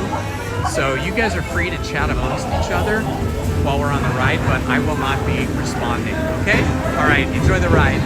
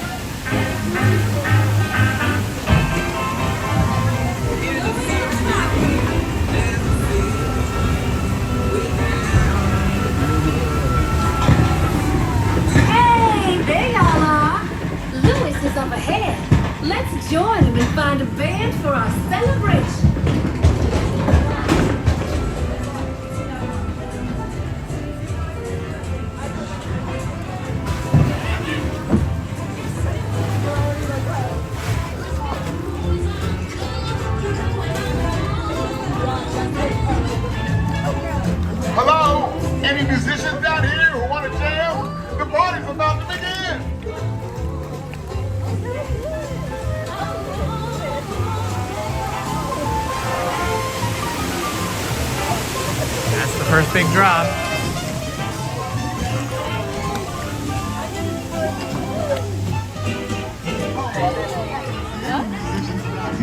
You don't? Well, that's all right, Louis. We're just hitting our stride.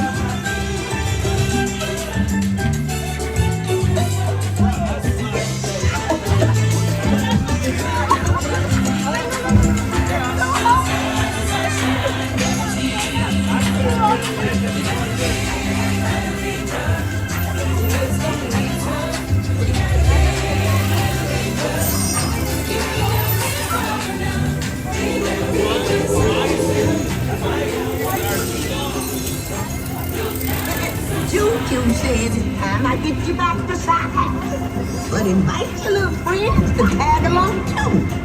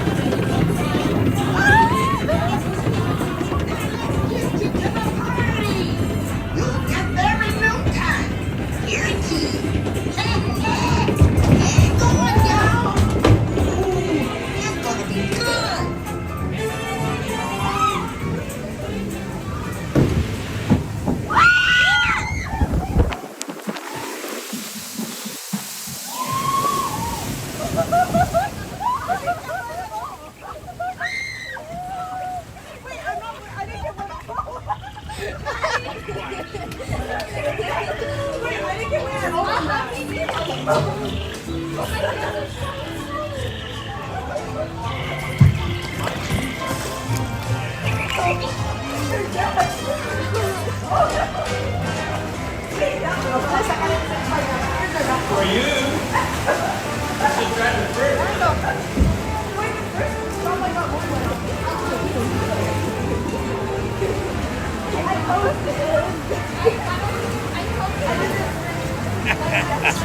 Got a little wet, just a little.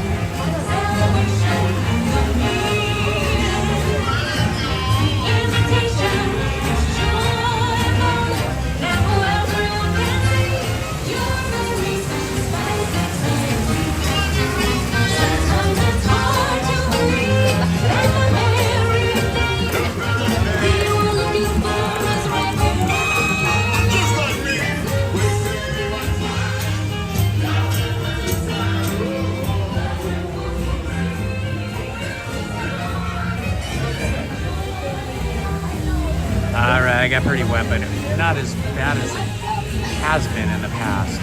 I think we have lighter people on the boat, so we didn't get the giant wave coming over the left side of the boat like we usually do. My glasses are all wet though, and my legs, and some of my shirt. Not as bad as it has been in the past. It's definitely chilly in here though. It's air conditioned in here, so when you're wet and you're inside, it feels very cold. I wonder why she doesn't have any powdered sugar on her beignets.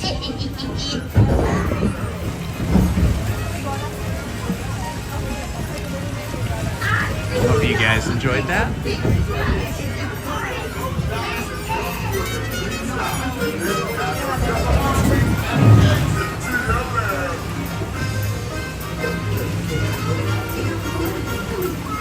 Alright, so today we've been on the Disneyland Railroad for a grand tour around Disneyland. We've been on the Mark Twain for a trip around the rivers of America.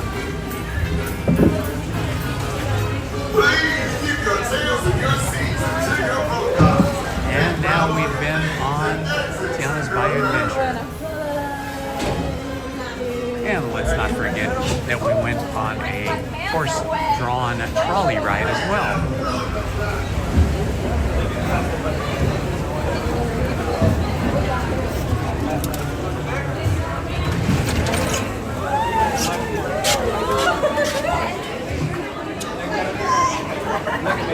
Okay, we made it. You're a bit wet, but I've made it.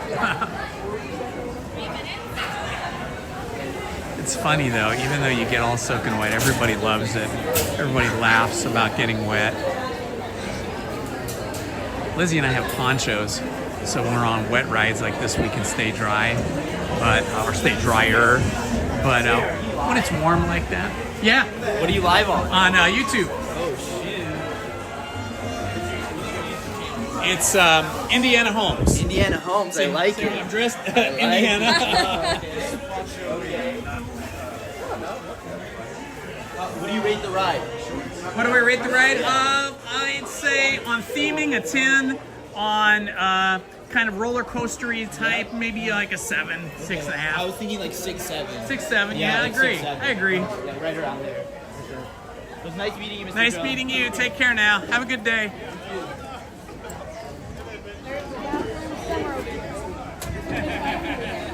That was fun. We're all a little bit damp now. Can't see out of my glasses because they are wet with giant water spots on them. I can't see a thing. So I can't read the chat at the moment, guys. I've got to wait until I can properly dry my glasses. Or maybe I could just read the chat without my glasses. That might work too.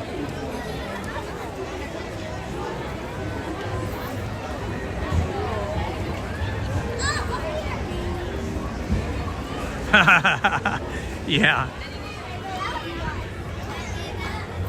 People are, usually in such great moods when they're here at Disneyland. Everybody just enjoys being here. I enjoy seeing everybody with their ears and their Disney bounding costumes, inspired by Disney characters, Disney rides, Disney stories, Disney movies. That's what Disney bounding is all about. For your safety, please do not climb over or under any ropes, railings, rocks, or planters. Once again, for your safety, please do not climb over or under any Wow, rocks. 15 feet in the air, that would be really scary. Thank you.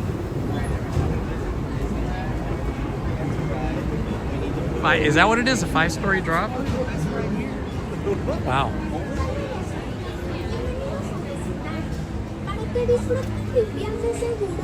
Lizzie's the roller coaster fanatic. I like the design and the cuteness of rides like this one here, the Adventures of Winnie the Pooh.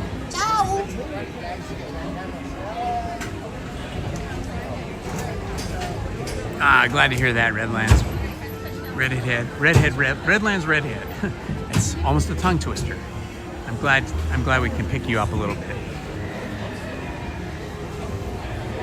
Hello, Matthew Kent. Everything is lovely.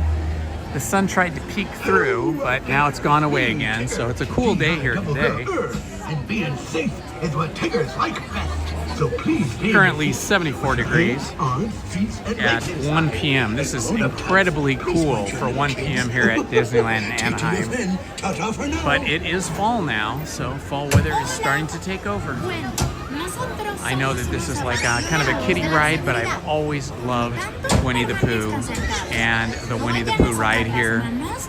In fact, on my other channel, Story Time with Indiana Holmes, earlier this year, we read the Mini Adventures of Winnie the Pooh and the House on Pooh Corner.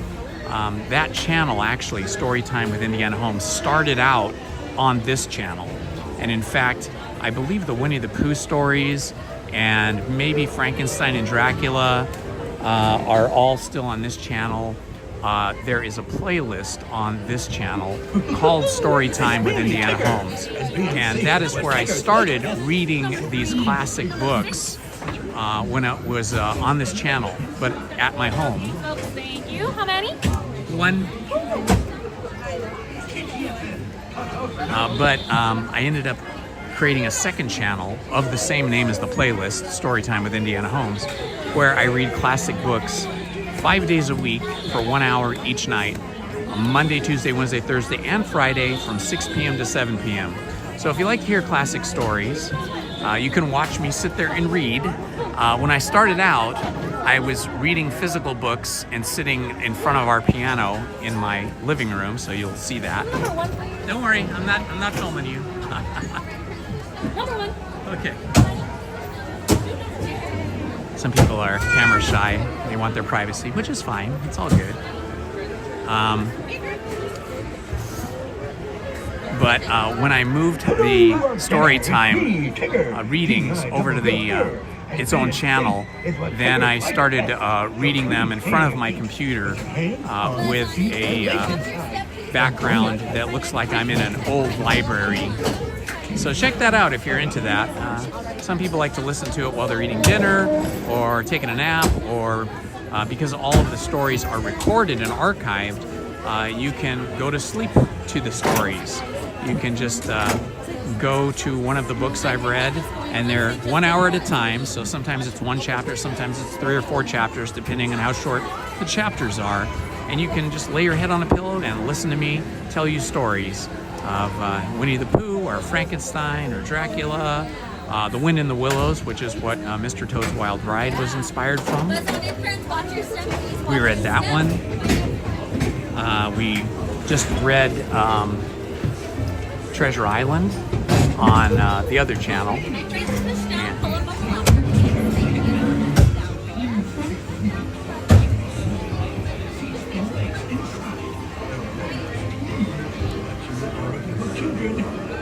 Hello, Yosef. Good to see you, my friend.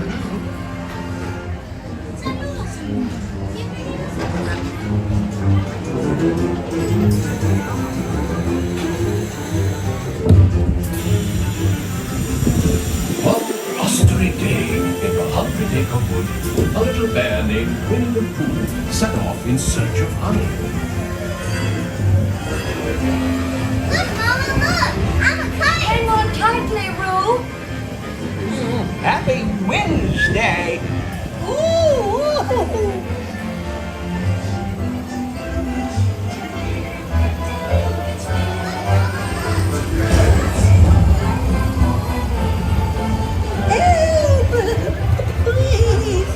We'll save your picnic.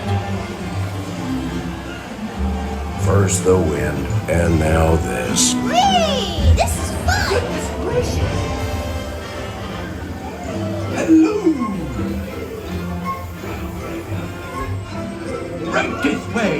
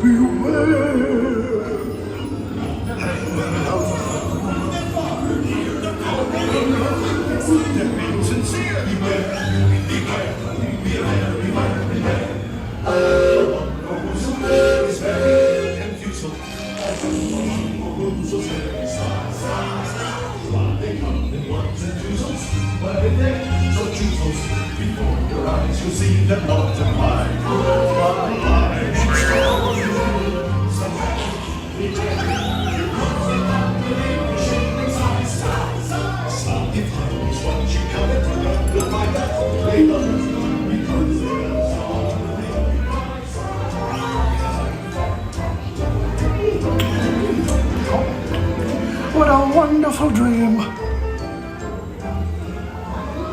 Wake up, Pooh! Wake up! Wake up, Pooh!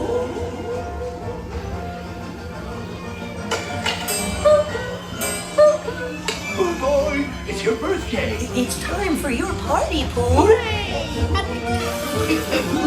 Hooray! Happy birthday! Happy birthday, Pooh! I do hope you like my gift, Pooh Bear.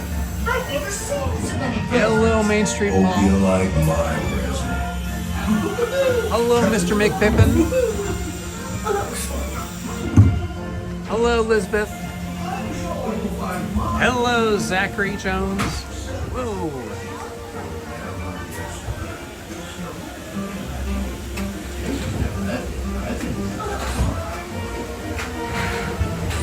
That was super fun. Yeah, so anyway, if you guys are into classic stories, classic books, we've read everything from Grimm's Fairy Tales and Alice in Wonderland to Treasure Island and the spookier, scarier, more violent The Island of Dr. Moreau. And if you want to get into some spooky original stories, there's Mary Shelley's Frankenstein and Bram Stoker's Dracula. We've read all of those, so you can enjoy those 1 hour at a time, or you can just enjoy them one after another.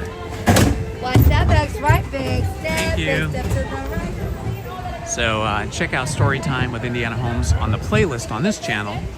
and then check out the new channel, Storytime with Indiana Holmes, which is a separate channel. Oh, it looks like they're doing photography in there. Got all the cast members guarding the door.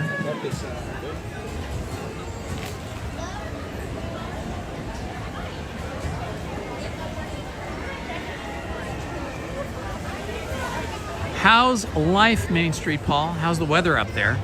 Is it cold and rainy, or is it warm and rainy, or is it a nice sunny day? We had some rain here this morning, very light drizzle, but I woke up and the backyard and the streets were all wet.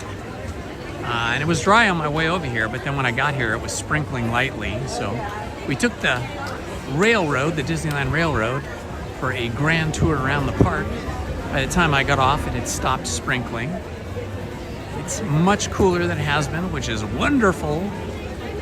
It is much busier today because it's a Friday than it has been, so I didn't want to wait in line for the Haunted Mansion, but I have been on the Haunted Mansion, I think every day I've been here the last 6 or 7 times.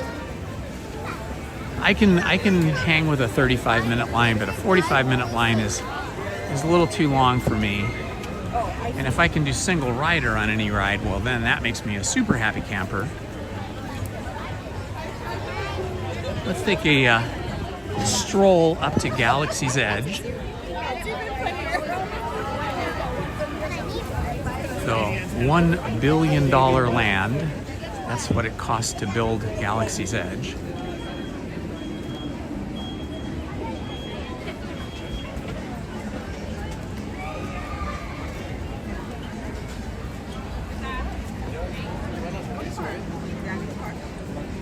I think I might head over to DCA, yeah, I think I will.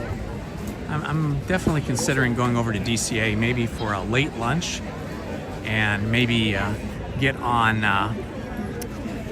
Soarin' again. So I just want to take a walk here through Galaxy's Edge, take a look at what's happening over at Rise of the Resistance.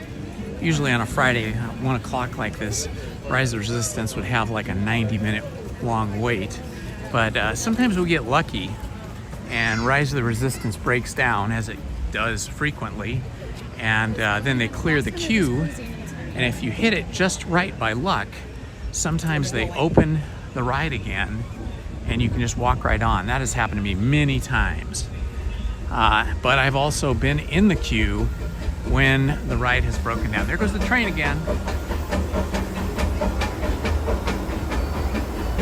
So fun to see the train go by.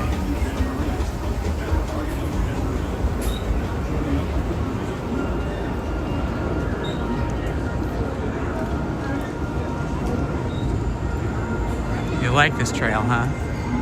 Yeah, I do too. I like how when you transition from Disneyland, either by Frontierland or over here, how as soon as you cross underneath the train, the music changes, the sounds change, like the sound effects, and the vegetation changes as well.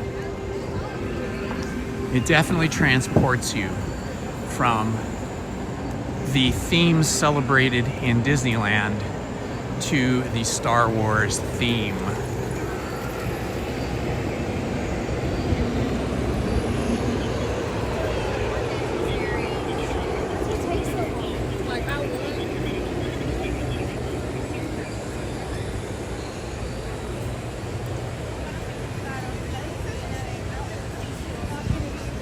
Let's see, based on the line that's outside here, I'm gonna say this is a 60-minute line. Let's see what it says here.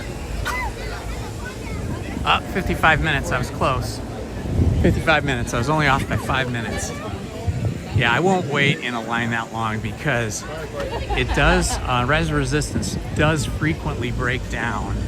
And if you're in a line that's 45 minutes or longer, and then you're almost to the front, it breaks down, that's really a bummer. That happened to Lizzie and I last Sunday. We got all the way through the line. We must have been in line for like 40 minutes.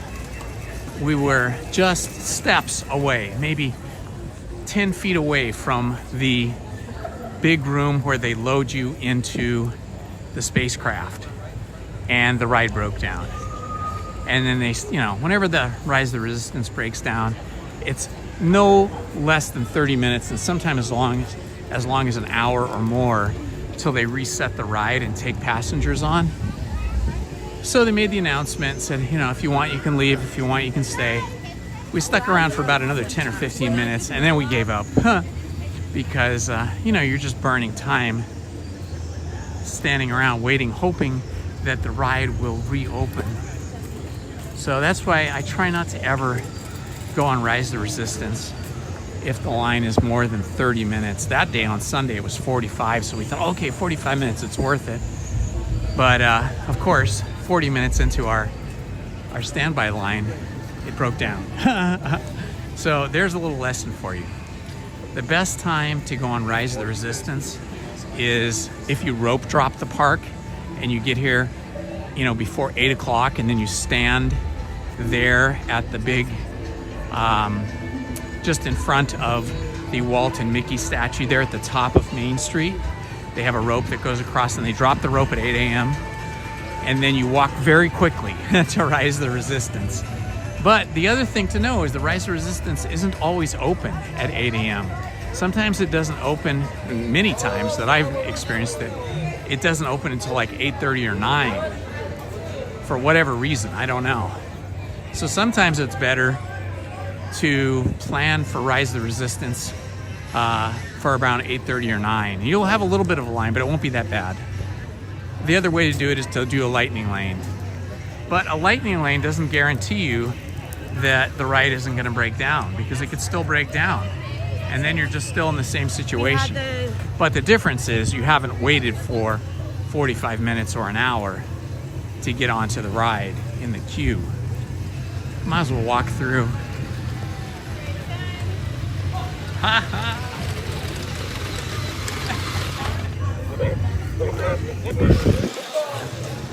Might as well walk through the droid workshop here. Hello, how are you? I like your little droids. Woo! They could be your little droids. Do they have names? So this is Max. Max. This is Billy. Billy. And this is Egg. Ah, very But good. That's hard, because whatever you build, you get the name. That's true. This is such a fun shop.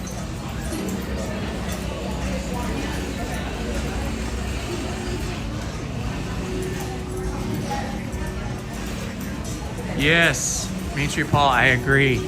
Yeah, I don't know why they're closing early, if it's a financial decision or if they just find that there's not that many people in the park that last hour. I know it's always been really great between 11 p.m. and midnight. If you're here at that time, you can get on a lot of rides really easily with virtually no line.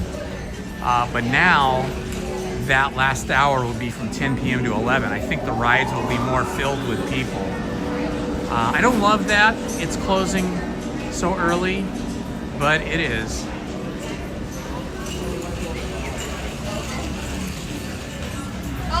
And I know it's probably much better for the employees not to have to be here so late. Ooh, yeah, giant fan.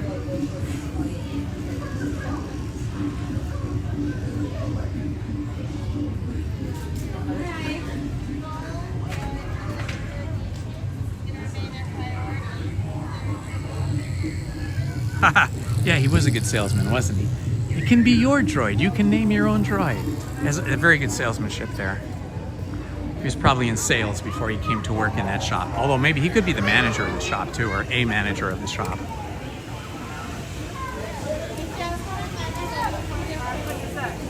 When I was a kid, when I was like 18, 19 years old, no, even younger than that maybe, probably like 17, 18, I was in retail while I was in school. Haha, look at these. No. That's affirmative. Trooper, fall in. Yes, sir. I think they're afraid of you. I think you could take them. You know, they ought to let the Wookiee go. Yeah, there you go. That's funny. Yeah, I was in retail, I think when I was like 17, 18.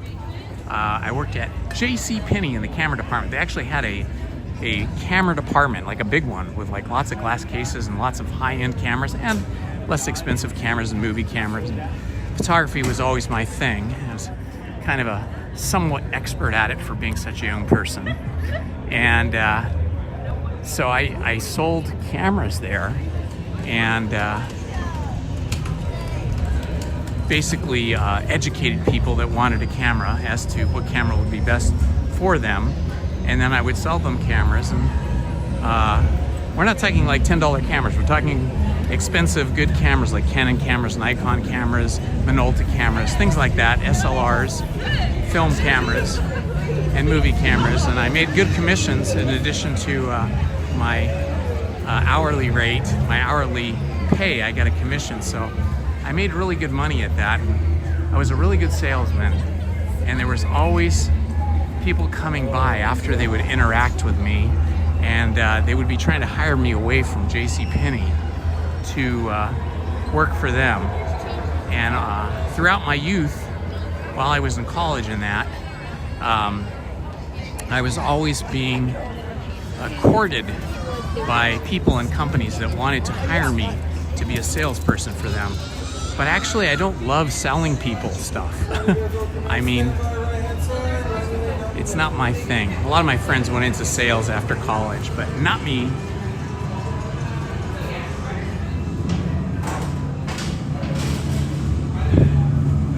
Oh yeah, Fedco. I never went into a Fedco, but I remember the Fedcos. I know I had friends whose families went to Fedco. I think Lizzie's parents, when we were first dating, still used to go to Fedco like once a week or once a month. I forget what it was. But they had a Fedco membership.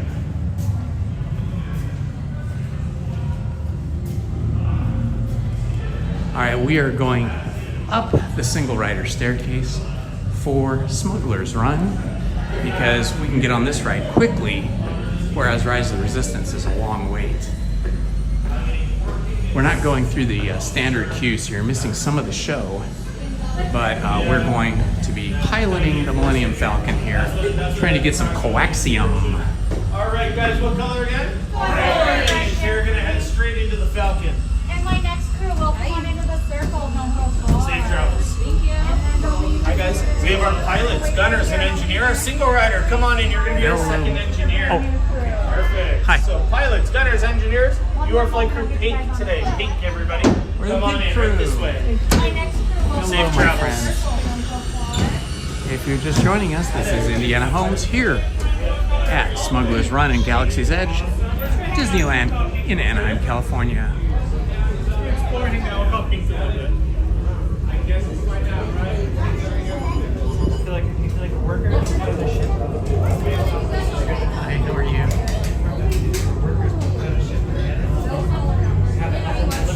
Yeah, I am on YouTube. Have you guys ridden this before? Oh, you're gonna love it. Yeah, it's fun. You get to pilot the Millennium Falcon and try to capture coaxium. Coaxium is like a fuel cell that they need to power their spaceships.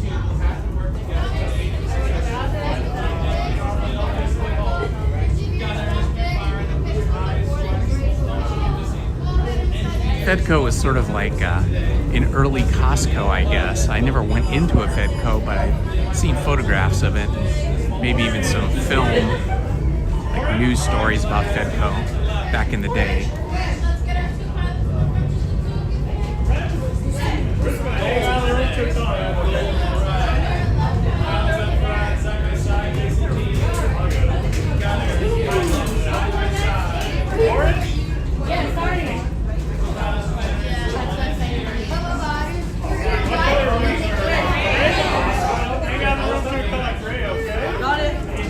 Oh yeah, I've heard of Fred Meyers. I think they're really big in Canada. I think Fred Meyers is big in Canada, so it makes sense that there's one in Seattle just across the border.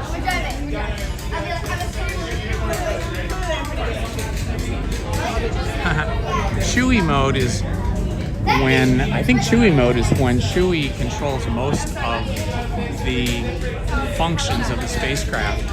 Is it Chewie mode one or two times? And there's a couple times where I was here and it was very empty, and I was the only person in the spacecraft. There you go. Yeah, Pink, there you go. But the invisible crew was doing all the work, except for me at my one station as pilot.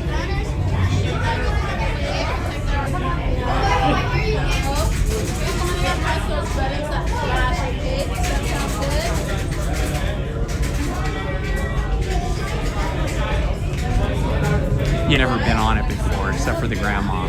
So we don't want to do Chewie mode. We want them to have the fun of actually piloting the craft.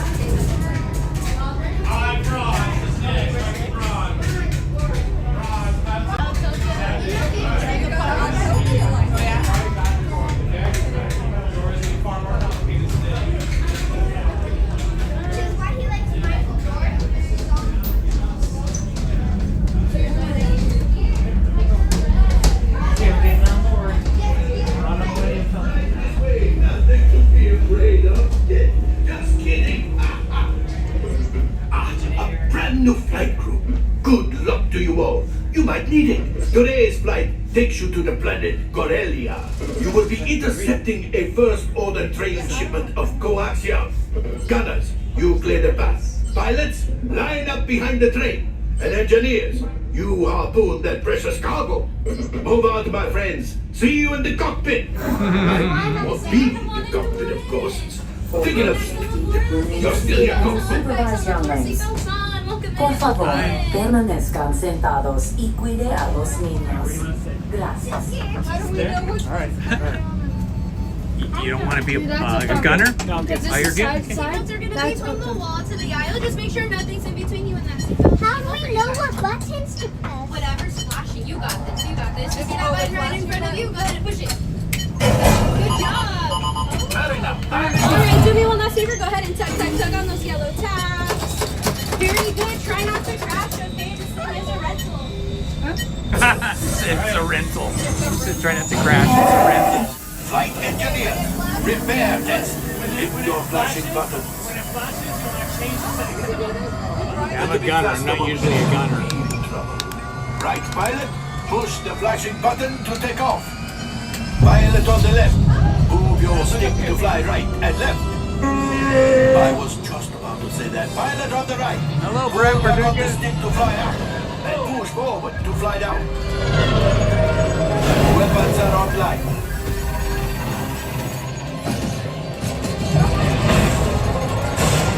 Left pilot, hit the booster. Now let's go get that coaxium. Right pilot, make the jump to light speed.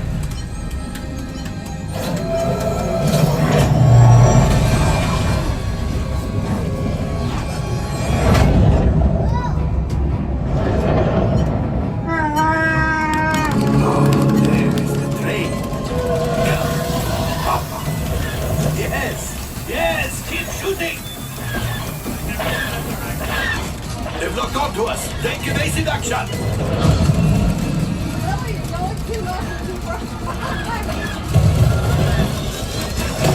Firing as fast as I can. There it is. After that train. Flight engineers, fire the harpoons. Excellent. Now gunners, shoot the cargo free. Left pilot, brake. Well, my friends, that could have been much worse. Okay, it's much worse.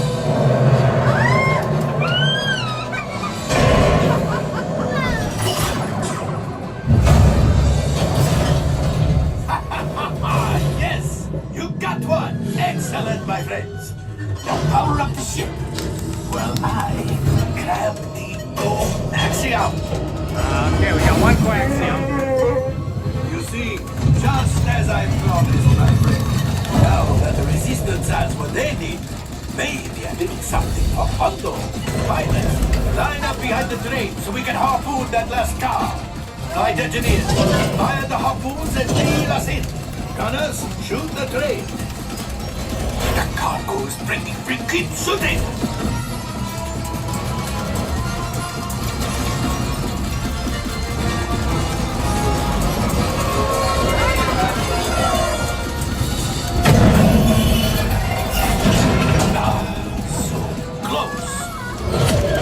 Punchy!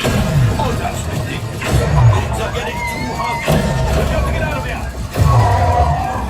Yes, a distraction. Fire the missiles at the train. Hurry.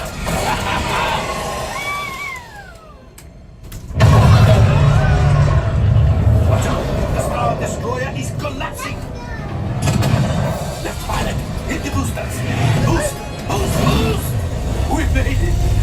I don't believe it, but we made it. Now, let's get up.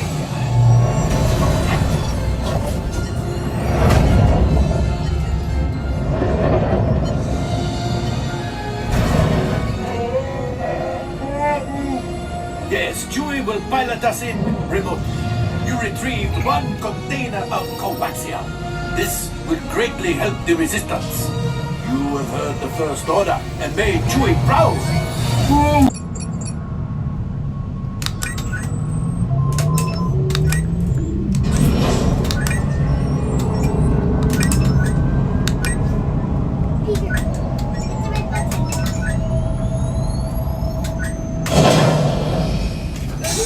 All right, I'm making an executive decision.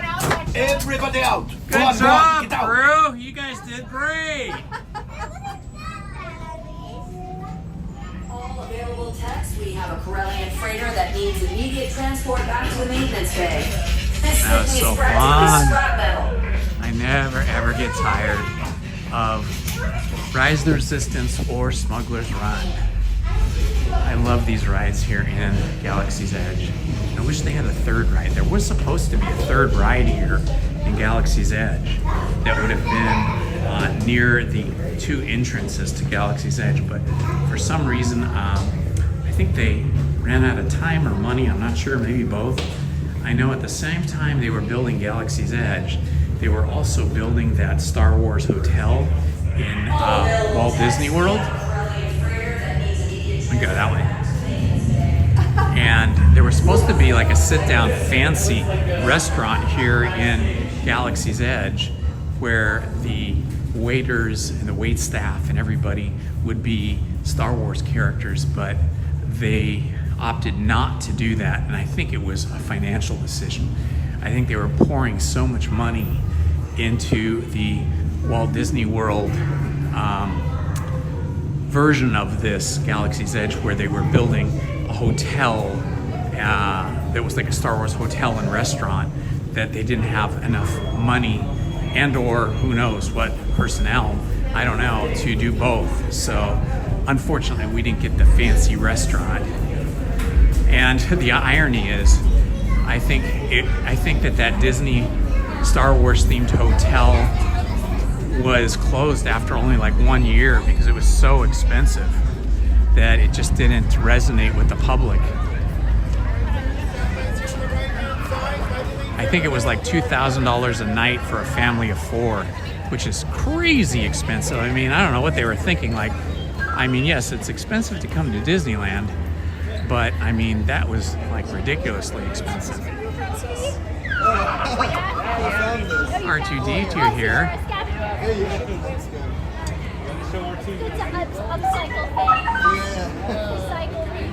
I like her outfit. It's cute. What's your name, traveler? Do you work for Savi? I know he's one of the scrappers here. Yeah, we gotcha. Stealing that scrap metal. Yeah. We just came off of the lightning lane. Oh, nice. Yeah, I wonder what they're going to do with that hotel now that they've closed it to the public. I wonder if they're going to repurpose it and make it into something else. I don't know. They spent a fortune on it, like $1 billion or something. I don't know the exact amount of money they spent, but a lot of money. I'll show you where the restaurant was supposed to be, though. Okay, so if we go over here, this is Aga's Cantina right here. This is a very cool bar. Adult cocktails and beer and just kind of snacks. Nothing, not real full meals. And there's only a few booths inside, and then it's stand-up. If you want to see a full tour of this, search my channel for Aga's Cantina. I've made a couple, 2 or 3 videos in here one with Lizzie and myself, and a couple by myself. I might have even made like 4 videos, although sometimes they're live streams. But there are some standalone videos. If you just search my channel for August Cantina, you'll see the entire inside. And there's a DJ up on a DJ booth in there. And the DJ on the DJ booth is actually a droid, like a droid robot, that is voiced by Paul Rubens, who was, of course, what are they all doing there? Okay. Who was, Paul Rubens was Pee Wee Herman. Okay, so this right here where the Coke stand is, that was supposed to be the entrance to the fancy restaurant right there. You can see where we are, right? Here we are, there's the big plaza with the X-Wing fighter, or whatever kind of fighter that is, I always forget. And then over this way, you see the spires of Batuu and the Millennium Falcon over there where we just came from. And this whole thing here was supposed to be the facade, and then that would have been the entrance to the restaurant. And we got gypped out of that. And I'll show you where the third planned ride was that never happened. So as we go along here, the Disneyland Railroad goes across this area right here. That's the bridge for the Disneyland Railroad. It goes across a tunnel, above a tunnel, at both the left and right entrances. So here's the other entrance down here to get into Galaxy's Edge. Now, if we keep walking, there was supposed to be a third ride. I have no idea what kind of ride it was going to be, but I think from what I remember reading, it was supposed to be those bantas. I think they're called bantas. They're kind of like big giant creatures, kind of like giant elephants. And I think there was supposed to be a banta ride that would have been across here, like along here, between here and Rise of the Resistance. Up on the top there, like the train, the Disneyland Railroad goes there, but there's space there. There's a lot of space on this side of the railroad tracks, and going down that way where they could have done the banta ride, and then they didn't do it for whatever reason.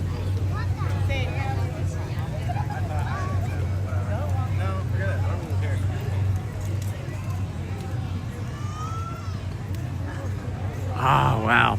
Well, the really cool thing also about Galaxy's Edge, if you're here at night, is when they do the fireworks that you see when you're standing on Main Street, and they're doing the fireworks behind the castle, and they're doing projections on the castle. Well, the fireworks are also visible from here in Galaxy's Edge, and you're actually much closer to them.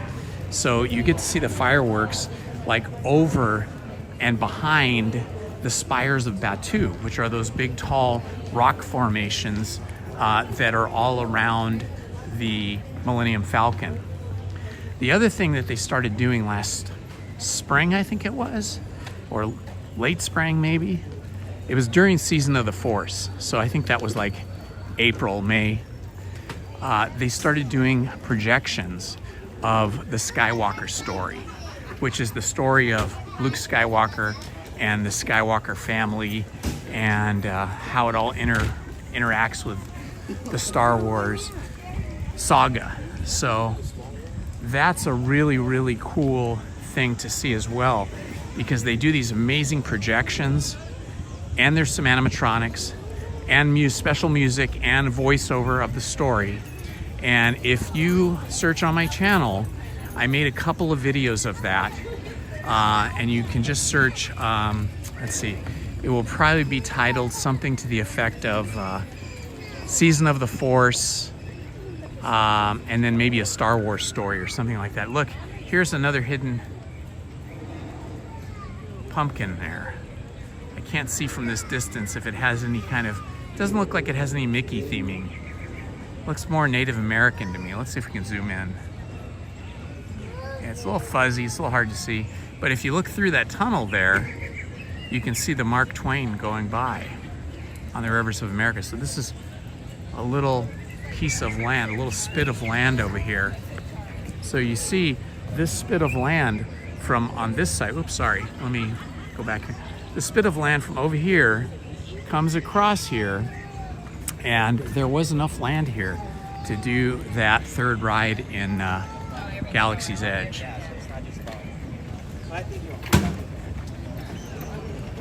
What is the next ride now? I don't know.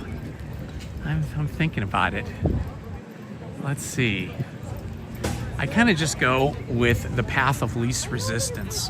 Wherever the ride lines are the quickest. Can't do Big Thunder Mountain because it's closed.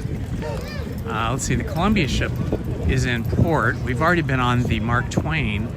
I don't know if I can get to the Columbia while they're still boarding. Looks like they're getting ready to take off. If you hit it just right. Over there is Tom Sawyer's Island, of course, which is fun.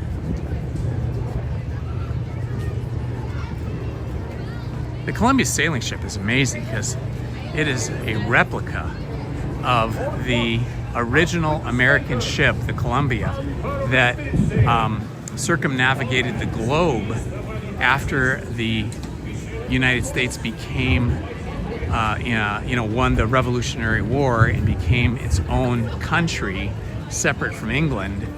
And it was in the 1780s, like, I don't know if it was 1783 or 1789, but sometime around then, maybe 1789, that they wanted to do a ship tour around the world to send out a hand of friendship and also let everybody know that the United States was a country that had enough resources and power to travel the world and introduce the world to the United States as a country.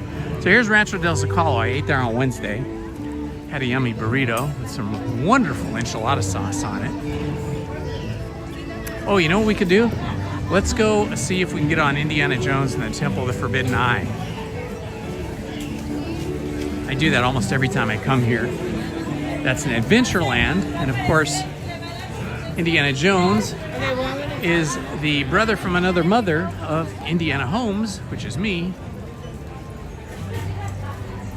And they have a single rider line, so if they are giving out single rider lanyards, then I can go on single rider.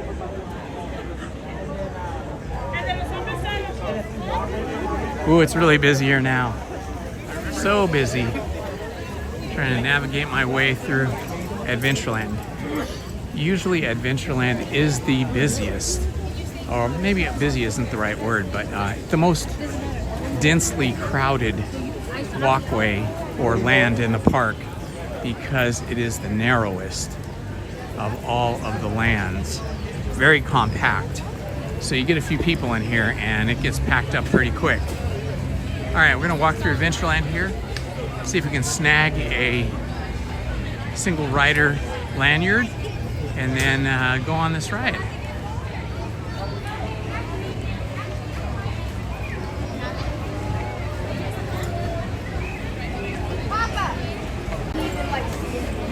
Yeah, Paint the Night's really nice. Lizzie and I have been on that a few times, and we did some recordings of Paint the Night and put them up on the channel.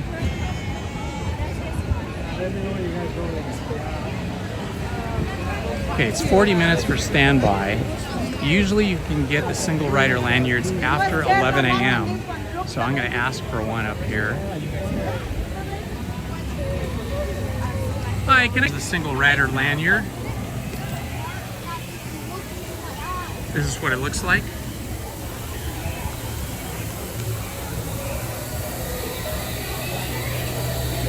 Hello. So a single rider lanyard allows you to walk up the exit. That is standby line. Even though it says 40 minutes, it looked more like 30 minutes to me, 30, 35 minutes. But going up single rider, we should be, we will be bypassing all of the standby and the lightning lane. And we should be in within just a few minutes here. It's just the time it takes me to make the walk.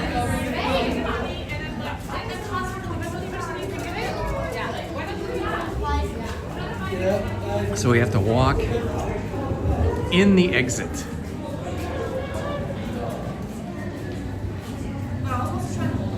This is the same way that you enter the ride if you are in a wheelchair or a mobility scooter. You can come in this way and avoid having to be in that big long line.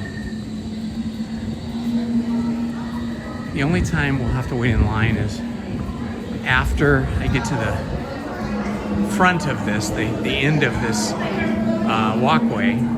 They'll have me wait for a couple of minutes, and then they'll have me go in through a special queue where the single riders go, and then they'll filter in the lightning lane and the single riders together. And then the only time we really have to wait is in the projection room. And then they alternate between the standby and single rider lightning lane people in the projection room. But this is so much quicker than going any other way.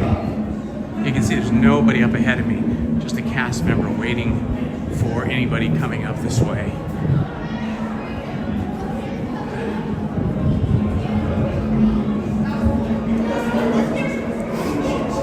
Hello, how are you? I'm good, how are you? Good. Good. Just give me 1 second. Sure, no worries.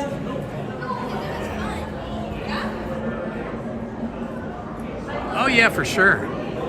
Yeah, I love going into the Indiana Jones.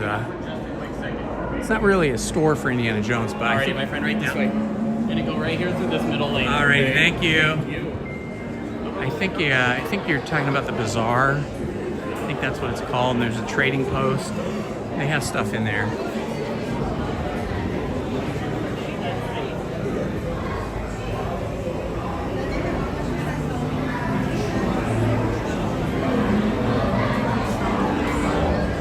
The Brick Sorcerer, that's a good name. Are you into Lego bricks?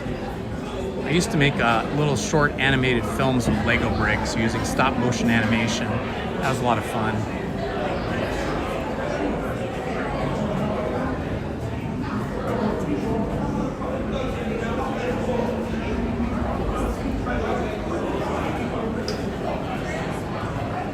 Yeah, all the food at Rancho del Zocalo is really yummy.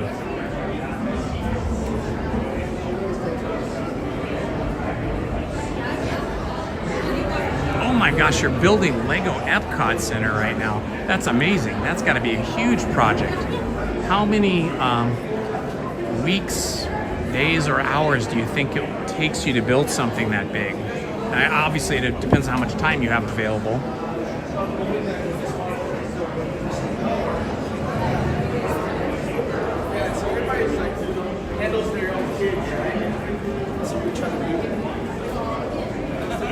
Everybody's pretty like good on it. Okay, I'm getting powerfully hungry now. I'm thinking it would be fun after this ride to go over to California Adventure and buy one of those award-winning wieners. They have a hot dog place over there called Award-Winning Wieners. They have really good all-beef hot dogs on like pretzel buns.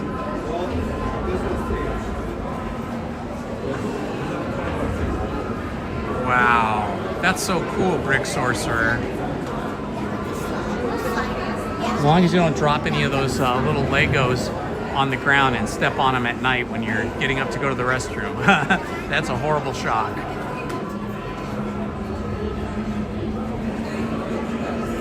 Wow, how big is that Epcot whole layout going to be when you finish? Is it like on a 4x8 foot table, like a piece of plywood, or where do you do this? Like, how much space does it take?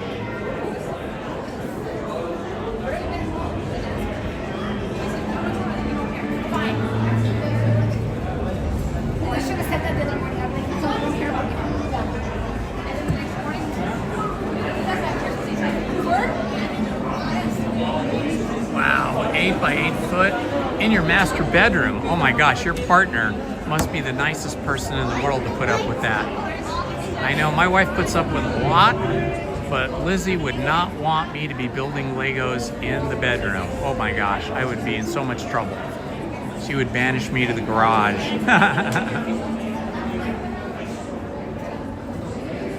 I wish I had a spare room where I could have a model railroad. I would love to do that. A friend of mine has a HO railroad he's built in the bedroom that used to be his daughter's bedroom, but I don't have an extra room for that. The extra room that I have, which used to be my daughter's bedroom, I use for my computer editing, YouTube studio kind of room.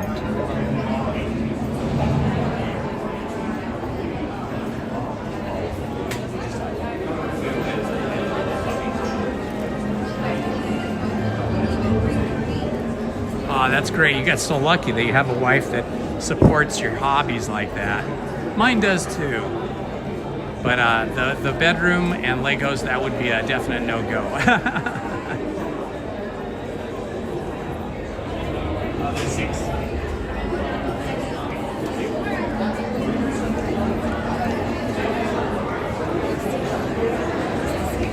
All right, they're letting the Lightning Lane people through now, so they should be letting me through soon. Hello, how are you? Great, thank you.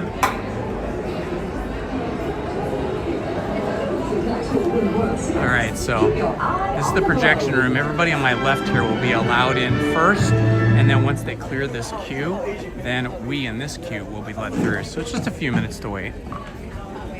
Welcome, my friends, to the Temple of the Forbidden Eye. I, Asada, shall now give you You're so welcome. I love chatting with people on the live stream. It makes time go by so quickly and so much more fun for me when I get to meet people in the chat on the live stream. When the journey becomes bumpy. And to keep you safe and sound, here are special belts attached into the seats. Simply pull it So from I've the right, learned, inserting it into actually the I've learned this from some of my subscribers that watch me on this channel. I've learned that where we are now, Indiana Jones ride, the Indiana Jones and Temple of Doom ride, used to be the Eeyore parking lot. This was a parking lot that was named Eeyore. And up here by the projector, there is a actual sign that is from when this was a parking lot that's still up there, that they put it up there just to remember it, but you can't see it without a flashlight. Of the wonders that await you, if you avoid the eyes of Bara, that is.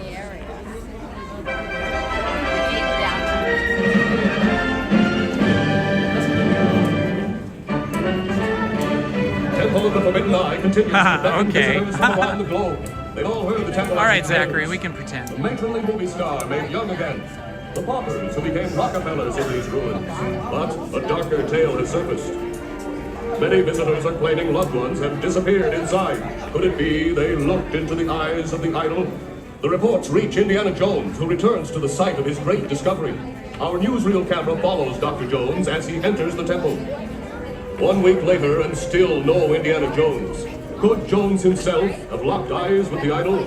Or will he solve the riddle of the lost tourists? When and if he does, eye on the globe. You're so will be welcome, there. Zachary.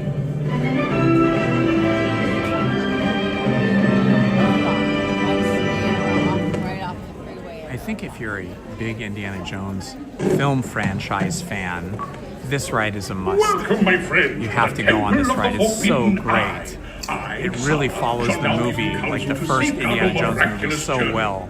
Feels like you're in the movie. Transportation devices are ingenious pouches for safekeeping all earthly treasures when the journey becomes bumpy.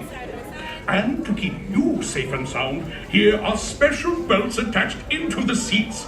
Simply pull it from the right, inserting it into the left, like so. You see the excellence of this invention? The fellow that does the voice for this presentation here, he was here in the park for the 70th anniversary for about 3 days. I was walking around, I saw him.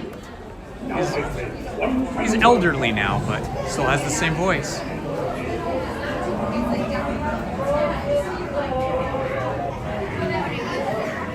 Yeah, YouTube. Live streaming. I'm live streaming on YouTube. Okay, want to say hi? You guys can say hi if you want. Here. There we go, wide angle. Everybody wave. It'll be recorded so you can go back later and see yourself waving.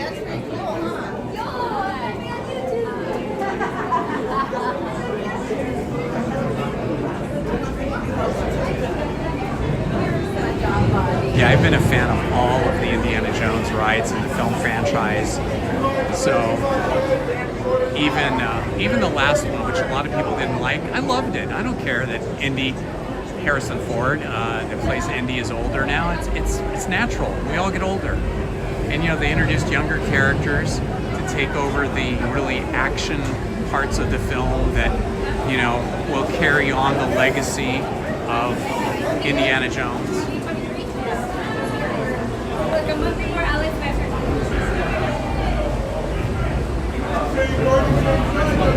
So this, as I was talking about earlier when we were on Tiana's Bayou Adventure, this is one of the rides that I've learned I can ride without holding on to anything. I just ride it like a horse.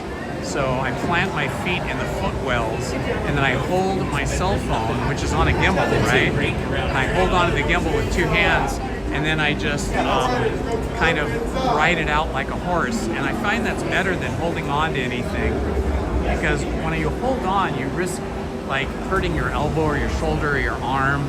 It's better if you don't, at least for me, I'll just talk for myself. It's better for me not to hold on to that chrome bar there, that stainless steel bar.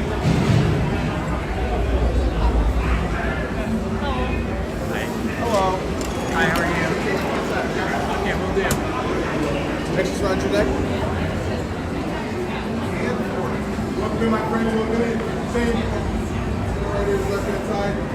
I love horses too. I wish that was like one thing. Horses are very expensive if you're going to keep them.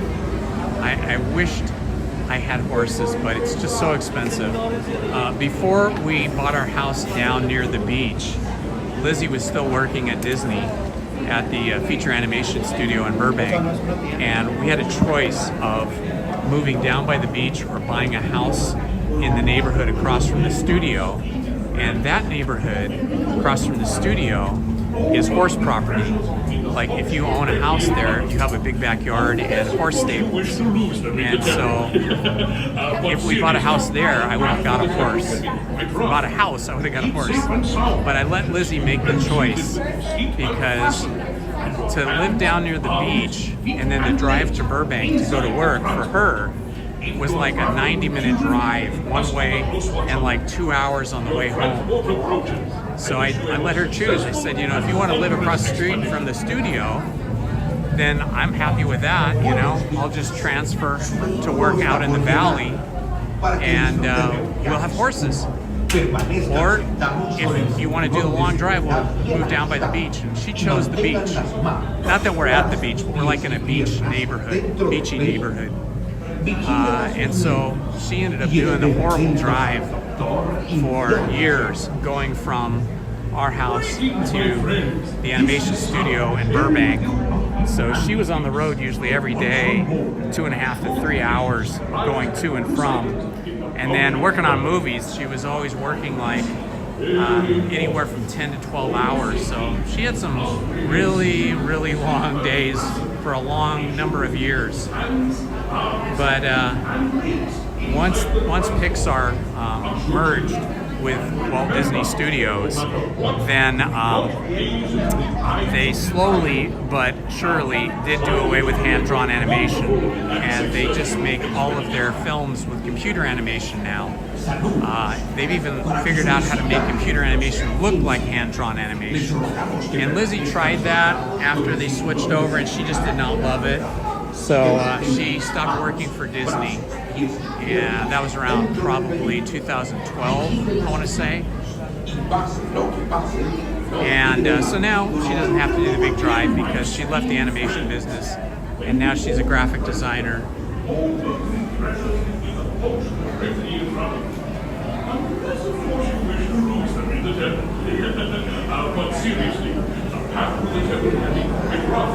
Yeah, it's pretty expensive anywhere in California.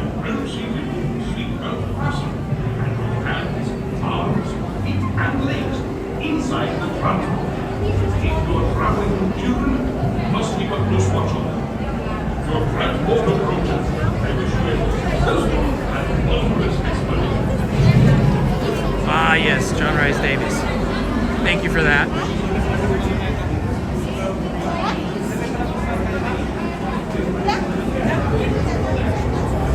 Any single rider? Excuse me. Good to hear, my friend. Any party to two?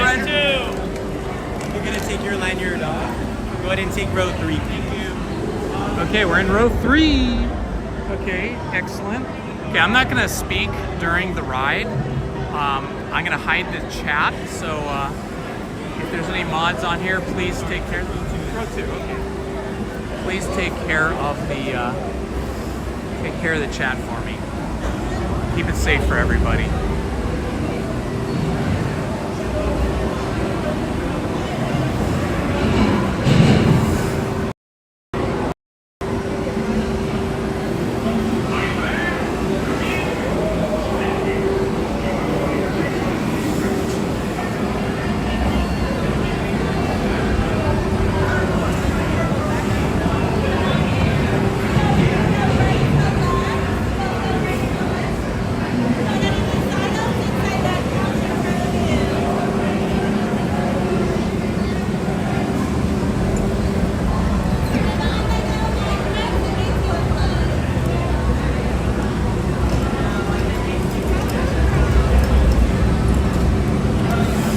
We are locked in, planting my feet on the footwell right now so I can ride this out.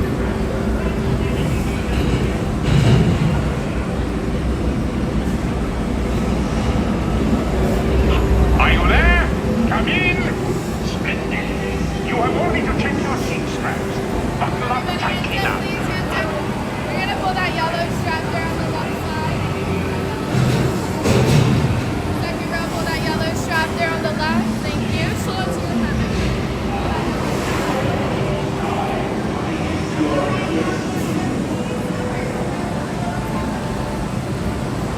Look not into the eye of the idol. That would be bad.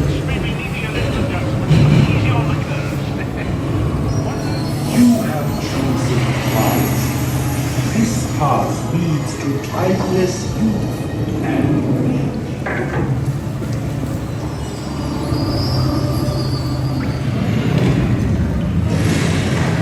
into my eyes. Your path now leads through the gates of doom.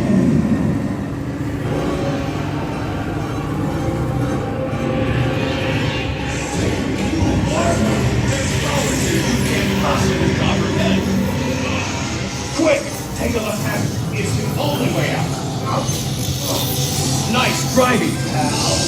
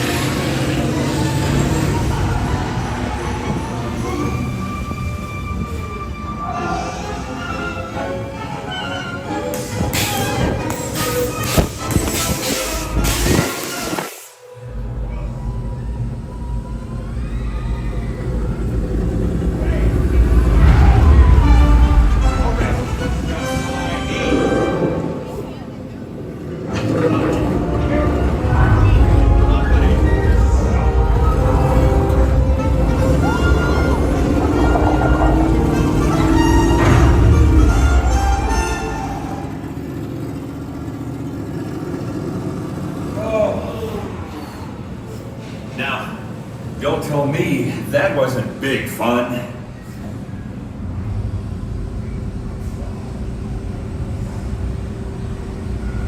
Haha, my brother from another mother.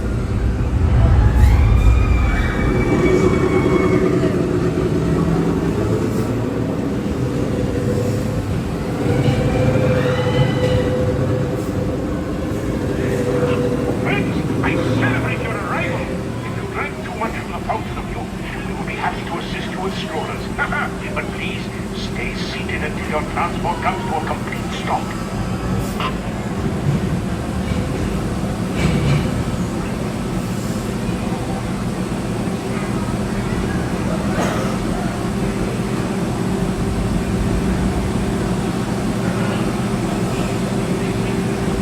I was in the second row on the far right side.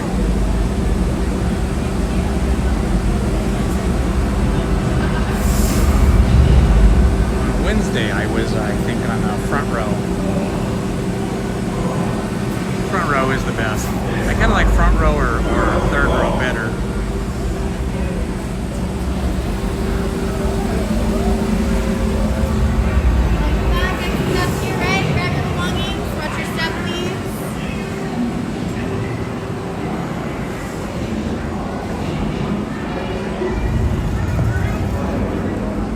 Alright, that was super fun. Hope you guys enjoyed that. How can you not love Indiana Jones and the Temple of Forbidden Eye? What a great ride. And going single rider, we didn't have to wait in a giant line.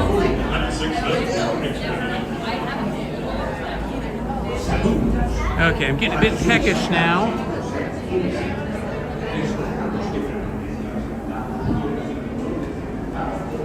Time to eat a little snack, get a little bite, a little bit of lunch. I think we'll head over to California Adventure for that.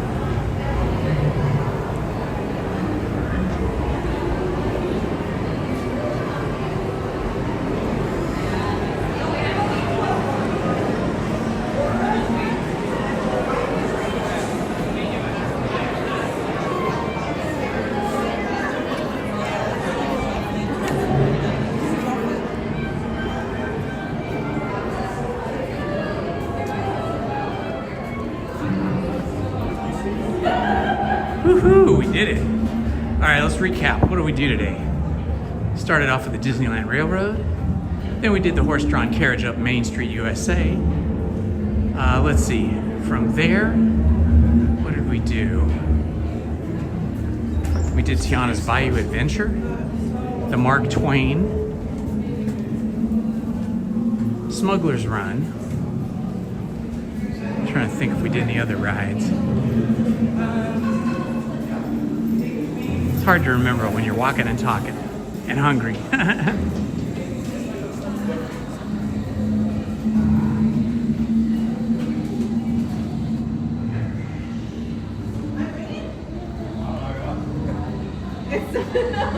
Brett, it was amazing.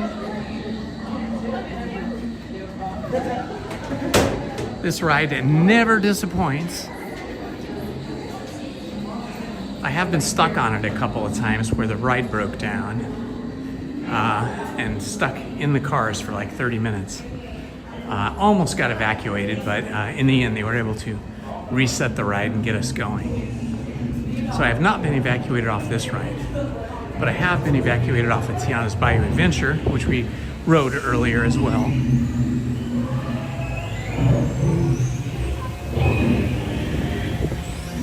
Wednesday I rode Indiana Jones, Temple of the Forbidden Eye, and then immediately followed that with Jungle Cruise. I'm going to skip Jungle Cruise today because I'm a little bit hungry.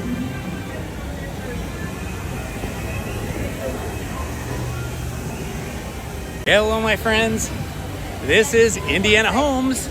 We're just barely into fall right now, and this is the first day that I've experienced that actually feels like fall.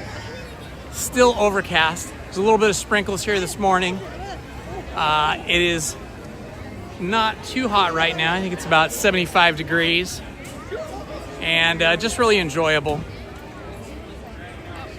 Okay, we had a request to walk through the Indiana Jones shop, which is actually called the Adventureland Bazaar right here. So we'll take a quick little walk through there. They've got a lot of Stitch merchandise going on right now. Stitch is very popular. They got some Lion King merch over here. Hawaiian style clothing is popular right now because of Lilo and Stitch. Both ladies and gentlemen and children. And then they have some of these Indiana Jones inspired hats here. Quite good. I like this one with the leather. That's kind of nice. Similar to mine. Medium. Made in the USA hat. Nice. Very high quality. This one's good too. Those are some nice hats. And they got kind of a surf section over here. It's kind of California surf inspired.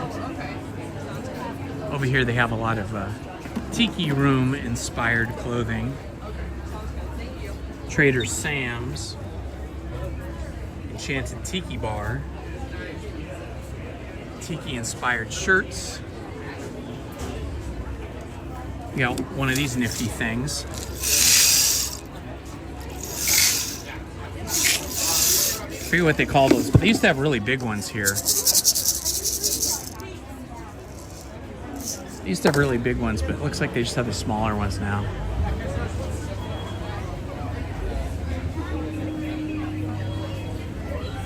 Cute giraffe backpack.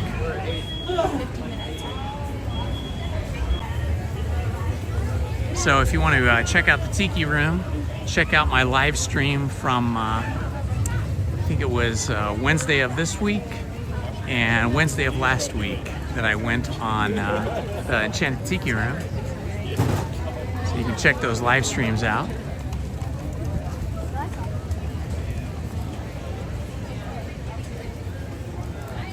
All right, back into Disneyland. All right, I think we're gonna head over to California Adventure. I'm gonna see if I can get one of those all beef hot dogs on a pretzel bun over at the award-winning Wieners. Yeah, but wait until tomorrow.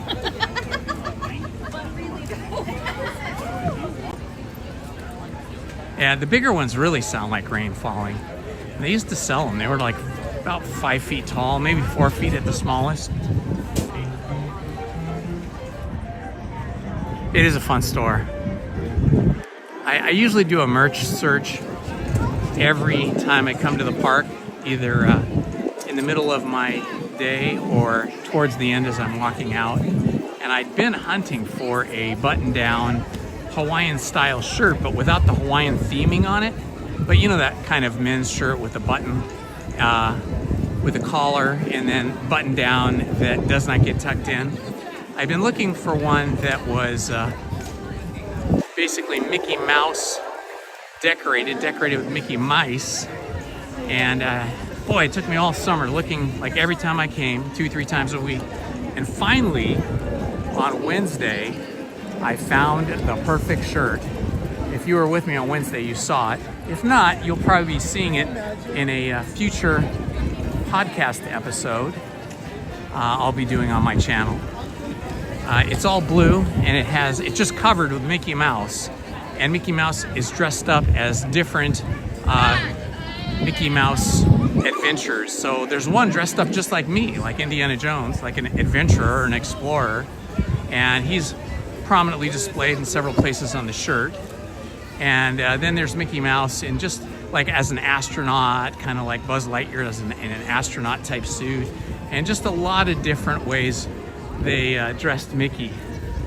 So you'll be seeing that shirt soon. Like today when I was talking about at the beginning of the live stream today, let's see, how many hours ago was that? 3 hours ago, when I was kind of giving a little bit of a history lesson on Walt Disney and his affection for railroads and trains, and how he came to become a train collector enthusiast and then build his own railroad, at first at his home, and then later at the studio. Well, first at the studio, then at his home, and then finally here at Disneyland.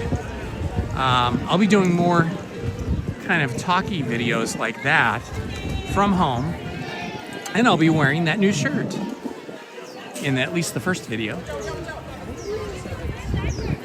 And then I'm gonna start doing some of those history videos from home, and I'll be filming myself as I talk, but then also intercutting that with photos and video of the things I'm talking about. So stay tuned for that. If you're new to the channel, please like, subscribe, and hit that notifications button so that you don't miss any of our live streams or my produced and edited video content, history videos and the like. And if you're interested in just, we're on, I think, chapter 12. I think today chapter 12 is released. I'll be reading from 6 p.m. to 7 p.m. A Silent Witness. So if you check out the other channel, Storytime with Indiana Holmes, you'll see that we're in the middle of the book A Silent Witness. But we just finished reading Treasure Island, so you can go back and then we just say we've done a lot of books. I've read a lot of books on that channel, as well as we still have those stories started on this channel. So we still have a playlist on this channel where I started reading those books, like Winnie the Pooh, Many Adventures of Winnie the Pooh, House on Pooh Corner, Alice in Wonderland, Grimm's Fairy Tales. I think I was reading, I can't remember if I was reading Frankenstein on this channel or the other channel, and then the same thing with Dracula. But anyway, check those out. Eventually I'm gonna re-edit and move all of the stories that I read on this channel over to the other channel so that we just keep those stories separate. And if you're just joining, you didn't hear that before, I read these stories every day, Monday, Tuesday, Wednesday, Thursday, and Friday from 6 p.m. to 7 p.m. But they are then saved on the channel, and then you can just listen to them anytime you want. So it's however many chapters I can get done in an hour.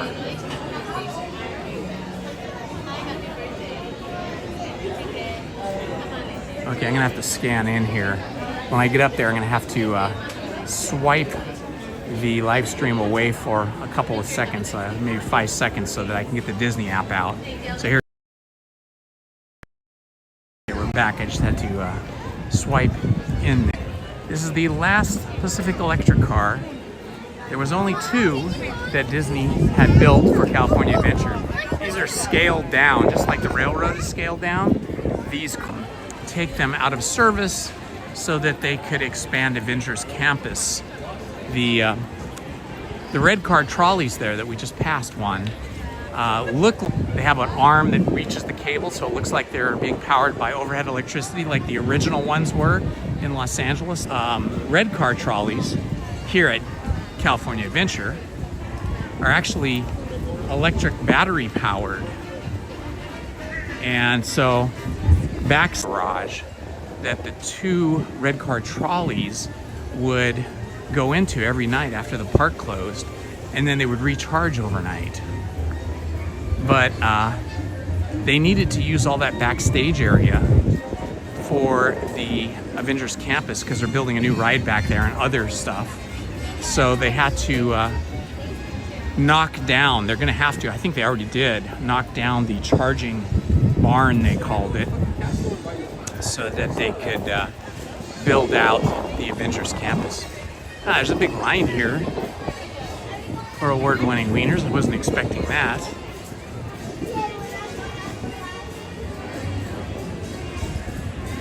Hello, Haunted Mermaid, welcome. This particular street's supposed to represent Hollywood Boulevard.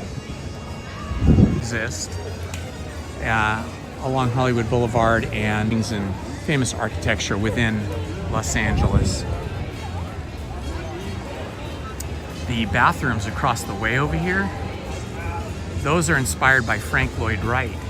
You can see the brickwork And the architecture in this bathroom building here, we have several famous structures or buildings and or houses here in Southern California. One of the public parks in Griffith Park area that you can visit. And then there are several private residences in different areas of Southern California. There's one famous one in Pasadena off of, I think Linda Vista is the street. Yes, I completely agree, Haunted Mermaid. I do not need any more Marvel Universe. I mean, those early Marvel movies were pretty good. Kind of getting tired. I'm guessing they're getting kind of tired with, I like those. You look great. They're getting, I think, in years past. So, I don't know, maybe the Marvel Universe editions. I know they're going to do a big ride, like an indoor ride, so that could be really fun. But we'll see how it goes. I would have preferred that they expanded Hollywood Studios, which is back this way, which really doesn't have much back there. They have a little food kind of walk up like this, and an adult drink thing, and the stage is there during the holidays as well. And then the main attraction there is Monsters Inc. So I would have preferred they expanded that and made that more like Hollywood movie. I just don't get it. I don't like Avatar. Just Asada fries. That is tempting. I came here for a hot dog, but I didn't get the Asada fries because I love Mexican. Yes, Muppet 3D was so cool. I loved Muppet 3D. Florida, but I hear it's amazing. I don't know how long it's been there, but I know, you know.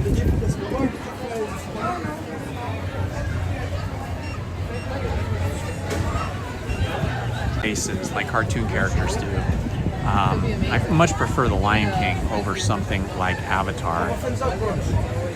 And I know this is probably like gonna upset a lot of people too. Two or three different times, I can't even get past like the first episode. I get through the first episode, that's all I can take, because he's covered with a helmet the whole time. So I can't see any facial. Like Star Wars TV series Andor for me was much better.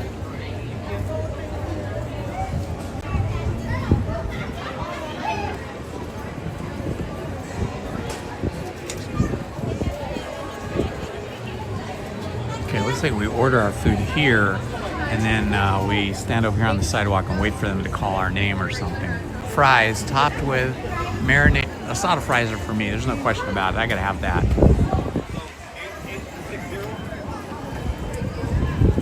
Hello, I would like the Asada fries and a large, do you have Coke Zero?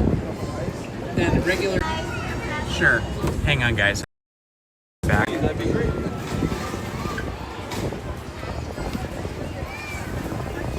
Whenever you're ready, order is ready. You can call you at either window 3 or window 4. Okay, we're gonna wait up for our Asada fries over here at windows 3 or 4. It's not great. Sometimes they use these fountains where they have like one singular spigot and then your soda, and that's. Now I just wondered, how am I gonna care?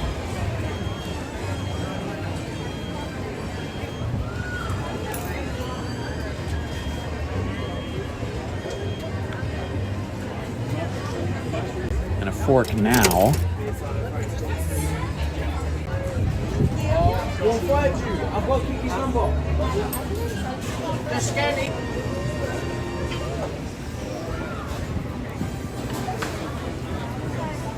For Janet. Hi, for Janet.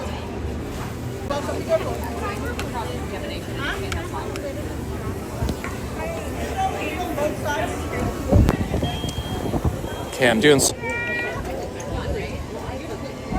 Because I'm holding the cell phone in my shirt so that I can walk with it when I get my food. So I've turned the gimbal off and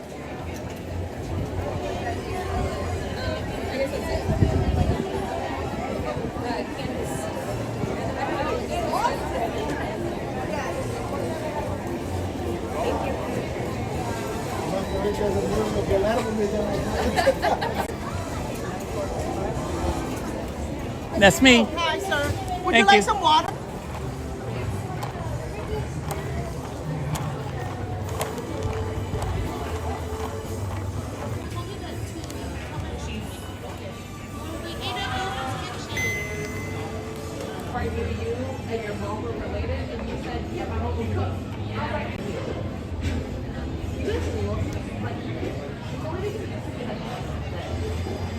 Check this out. It's pretty good. Asada with fries. Can't beat that. Hi, Krista Hackley.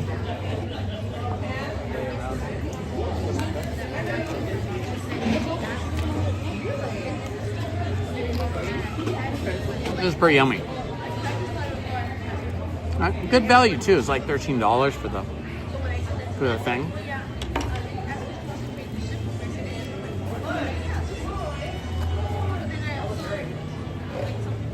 Good meat on there.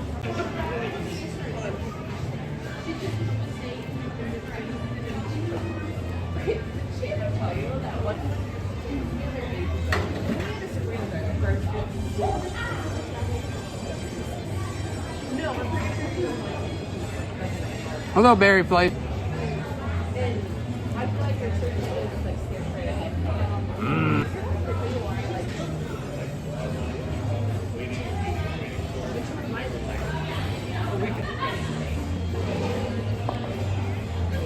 Welcome to the sunset.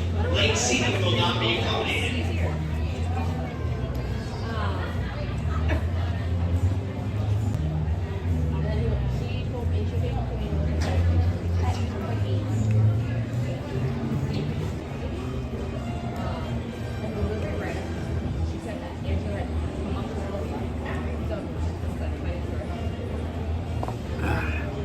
Hope you're all having a wonderful Friday.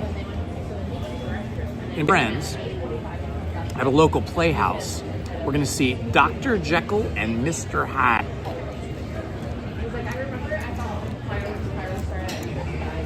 In California Adventure, the cellular service here is very poor.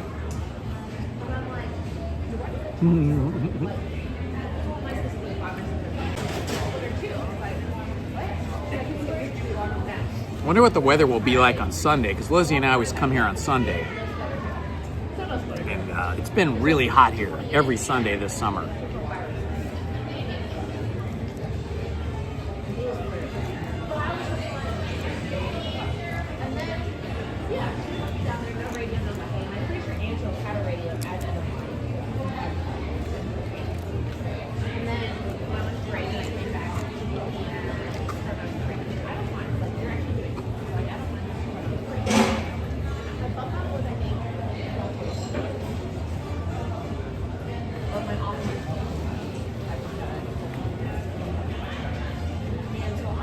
I like all the seating they have over here. I'll turn around and let you guys see.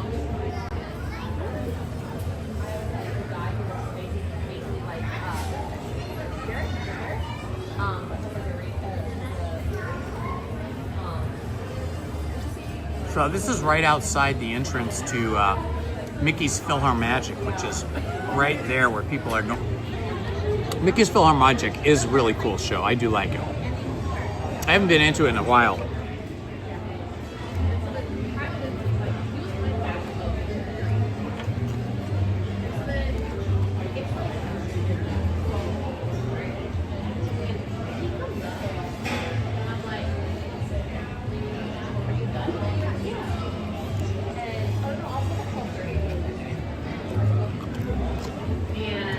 Welcome to the Sunset Showcase.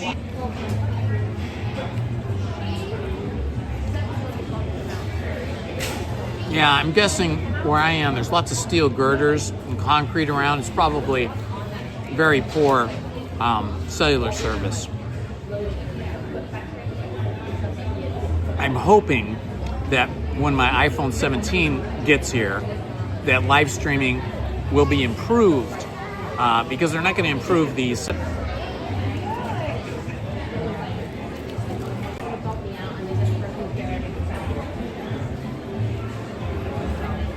Very.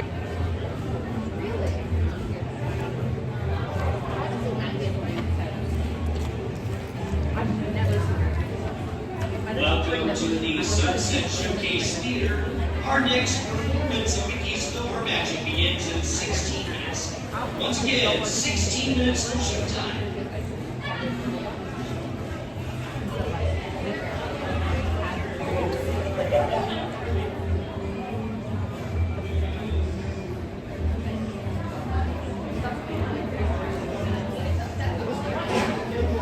I would guess the lagging is just because A, California Adventure has poor cellular coverage, but B, I'm also like off the main street and there's a lot of steel around me. I will get out of this location as soon as I finish eating. I just need to find a place to sit to eat.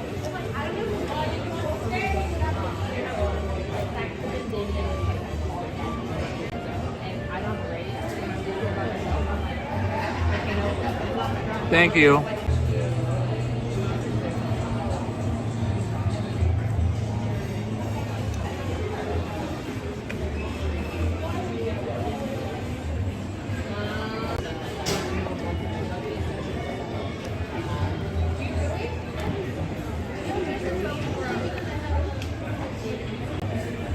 I got the carne asada fries.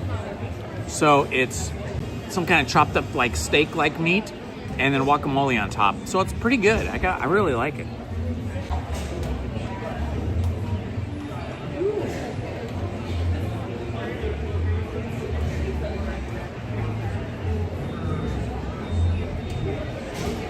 Yeah. Well, and if you don't use the AT&T cellular network, if you're trying to live stream here, if you're like Verizon or T-Mobile, it's horrible. Because when I first started live streaming, however long ago that was, a year and a half ago or so, T-Mobile towers, which works fantastically in my neighborhood. At Disneyland, it was really bad too, but not as bad as California Adventure. So I switched to my AT&T account. I got an AT&T account for this phone, and it's much better. We'll have better cellular reception. I know it doesn't fix anything with the towers, but maybe it'll. All right, Barry, thank you so much. That was very kind of you to do that.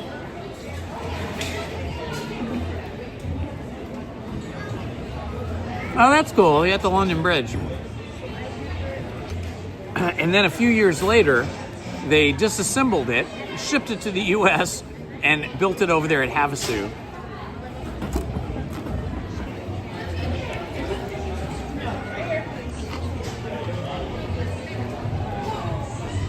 Hello, Life with Ozzy. Our next performance of Mickey's Silver Magic begins in 10 minutes.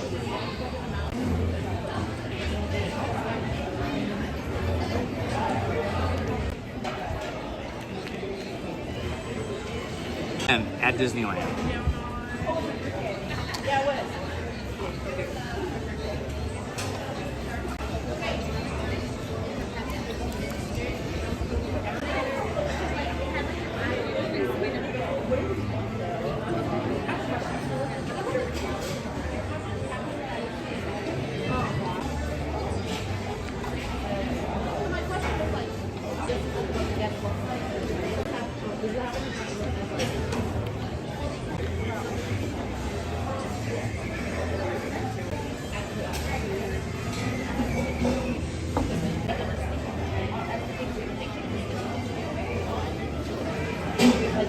Okay, got my camera all charged up again.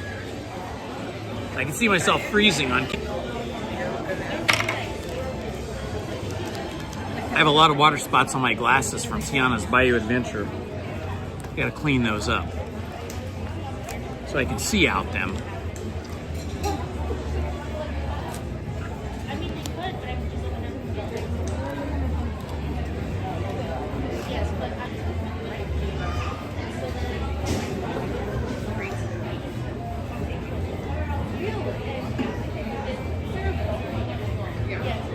Ah, much better.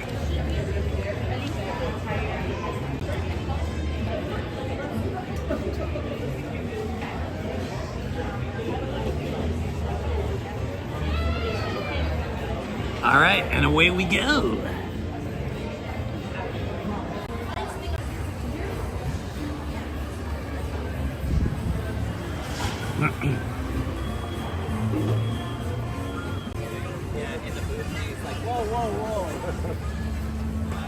Big pass over at Monsters Inc.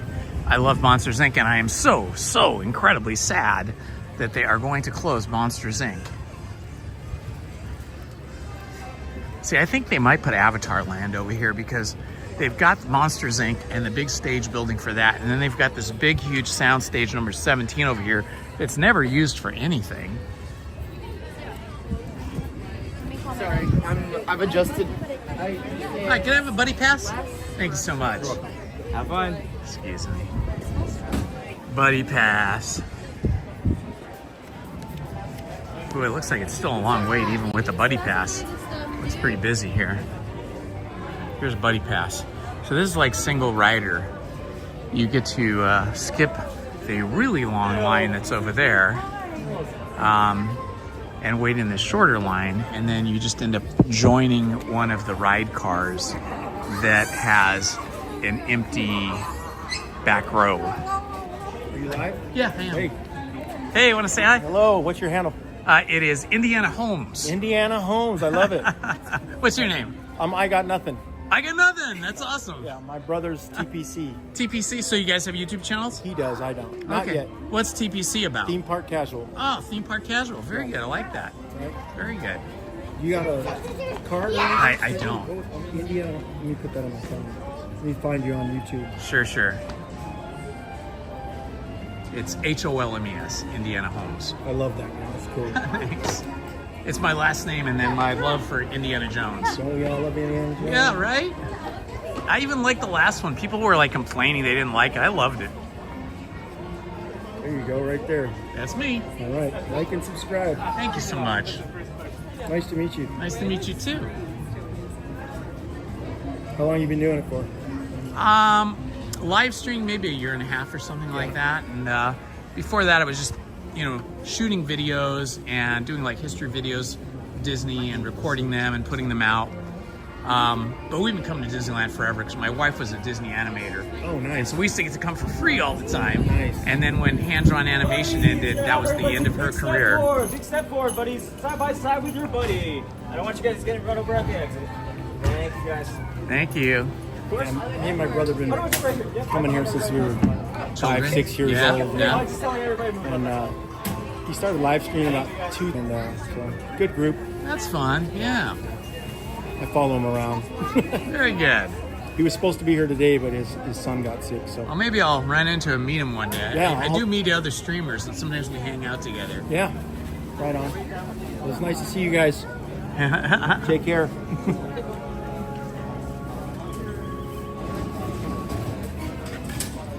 I always find live streaming in California Adventure is not great because the cellular connectivity here is really poor compared to Disneyland. Yeah. Lag's pretty bad in DCA. You have AT&T or Verizon? AT&T. Yeah, it's better with AT&T. Yeah, because it's their official partner. I started doing it with Mint Mobile, which is what I had, just my regular phone. But they used the T-Mobile towers. It was terrible. Really? Impossible on this side. The other side was like 50% worse than normal. So I switched to AT&T. Yeah, I think my brother started off with Verizon, and he had a lot of lag, and he was trying to get money on his channel. He finally got enough money from subscribers to buy a new phone. He got the AT&T phone. Yeah. I love the getup, dude. Thank you. I wear the same thing every time I come. Do you? Almost always. I'll be able to spot you out. Yeah, exactly. Almost always. Sometimes I wear something different. In the winter, I'll wear long pants. It's pretty easy to spot streamers now that I've been watching my brother kind of see all the people, and you can see everybody. You see anybody with a gimbal, and you know. Straight out, it's like, okay, let's see. They may be streaming, they maybe not, but yeah. I like to say hi. Good eye makeup. It's good, bud.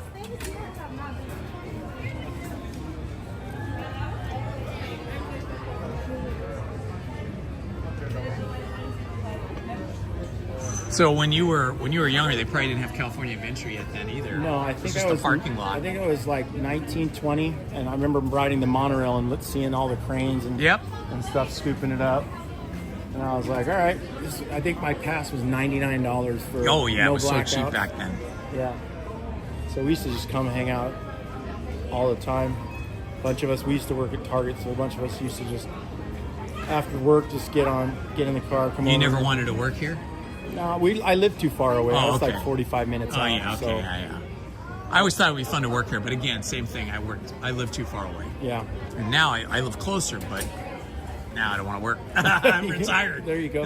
What'd you do before you retired? I was a college professor. Oh, nice. And then Professor Jones. There you go. Professor Holmes, right? Professor Jones. Way before that, when I was first out of college, I worked a little bit in the movie industry, like publicity stuff. We shot magazine covers, album covers, all that kind of stuff. But eventually I went back to school and became a professor and taught the stuff I knew how to do, which was filmmaking and photography and stuff like that. And then retired after 33 years of teaching. And my wife is still working. She's a bit younger than me. So I need something to do. So I come to the park and enjoy, because as a kid, I couldn't come to the park that often. I think my parents took me to the park twice in my whole life. Oh, well, my parents, my mother, she took us twice a year. Twice a year? That was our thing, twice a year. It was like once in the winter, once in the summer. Well, you see, you're lucky. I only got to go like 2 times until grad night when I was a senior in high school. Yeah, me and my brother were just like, for weeks, we'd be preparing on a little Disneyland book. Oh, like, yeah. And the maps, all the places we're going to go. Oh, wow, that's so fun. It was cool. My brother's he's in graphic arts, so, you know, he's draw stuff. And Is he still into graphic arts? Yeah. And what does he do exactly? Do you work for like a screen printer? No, he had his own business for a while, Okay. and then now he works for a company that I think forget what it's called. They like low-income housing, but he designs a lot of their stuff. Nice. You know. I think he still freelances on the side. Yeah, my wife, she was a Disney animator until they stopped doing hand-drawn animation. Then she went to graphic design, and she designs like car wraps and billboards and graphic tees and all that kind of stuff now. Nice. Yeah. Yeah, my brother's here every Wednesday night and Saturdays. Oh, very good. So Yeah, I come Wednesday morning until about 2 or 3, and then Fridays, and then Sundays, Lizzie, my wife, and I both come for like half a day. That's cool. Yeah. Right on. It's good. It's fun, man. I love watching my brother stream. He's like, how can you sit there and watch somebody walk around the park? I'm like, how can you not? Well, you know, it's fun for the streamers because we're interacting and chatting with people, and it makes the day go by really quick. And people, you know, they have their own stories and their own bits of history they add, and it's fun. Yeah, and then you get people from who knows where that can't come to the parks. You know, he's got people in other countries, other states. Oh, absolutely. I'll you have know? people on my stream sometimes from Europe, from Sweden, from Mexico, Brazil, Yeah. Canada. And it's really cool because, you know, they get to kind of take a little break from whatever's going on in their life and, you know, vicariously enjoy the park. I mean, there's been people on my brother's stream, like, I've never been to Disneyland. I love your streams Oh, me because I too. actually get to enjoy, you know, going on Yeah. the rides and, you know, Yeah. people that can't ride the rides. Right. Some people are disabled. Yeah. They might be bedridden or something, or they just live too far away. And, yeah, it's just a way for them to experience it. Super cool, man. We brought the grandkids today for their first visit. Oh, nice. They're enjoying it. That's fun. That's fun. How old are your grandkids? One's a year and a half, and the other one's 5 months. So. Oh my gosh! And you Yeah. have the 5-month-old with you? She's over there, yeah. Oh These my two gosh. knuckleheads behind me right here are my son-in-law and my Hey, daughter. how's it going, guys? Nice to meet you. Nice to meet you. They got the grandbaby. My wife's over there with the grandbabies. So Very good.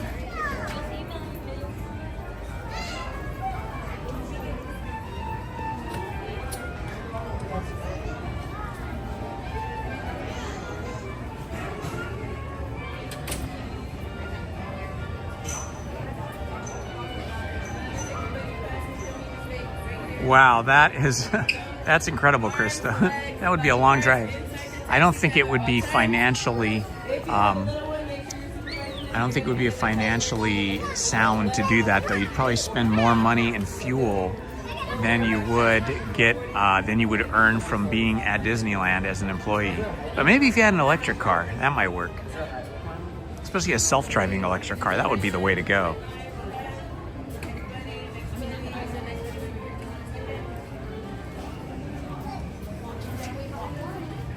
Oh, that's nice, Krista. Thank you for that.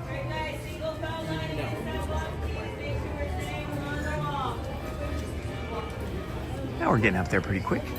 Otherwise, I'm gonna let you like don't go. Stay to the right. Come on in. You'll single file line right behind them. They used to have a pet kennel here at Disneyland. Take your buddy pass. Thank you. Oh, sorry.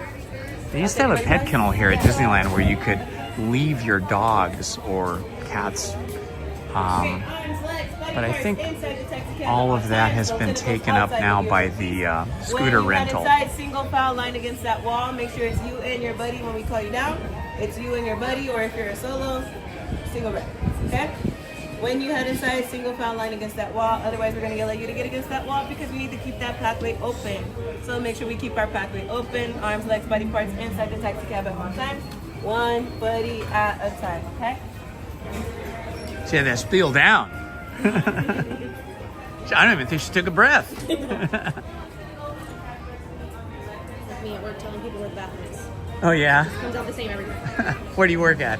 I used to manage a restaurant. I don't anymore, but everybody like, where's the bathroom? Oh, yeah, of course. What's Of course. in this sandwich and says right there? Yeah, So yeah. It's like permanently in here forever. I like your ears. The bow is beautiful. Thank you. With the spider webs behind it. Very cool. Did you? Nice. Perfect for the season. Is it your birthday? It is, yeah. Happy birthday! Hey, everybody, say happy birthday to Jess! Thank you. Happy birthday, Jess! I just subscribed to you. Oh, thank you. Can we get a selfie real quick? Yeah, sure. For my brother? I gotta show him the outfit. Love it, dude. Tell him hi. Yeah, we'll do. You'll see us on Fridays. We come all the time. Do so ya? I hope to see you again. Yeah, Friday mornings, yeah. I usually get here around 10, 11, and stay till like around 3. Oh, okay. Yeah, we come on Friday night after work. Oh, after night, yeah. I don't come on Friday too often. Okay. Sometimes, but not too often. I'm just waiting to upgrade my pass because right now they only have the 2 available. Oh, okay. Can't get the one that has no blackout days right now. Yeah, what is it, the Imagine I have? I think that's the top one. Yeah, that's pretty good. They only block you out. It's December, right? Like December 17th to January 1st. And then that's the only time you're blocked out. Yeah, ours is like every Saturday's blocked out. Yeah. And all of December is like blocked out. Yeah, my wife has the pass below mine, and she's basically blocked out for the whole summer, except for, I think, like 1 or 2 days during the week, but not the weekends, you know. I think she could go Sundays. I think Sundays, her pass allows her to come on Sundays during the summer. Mark says happy birthday to you. Thank you, Mark.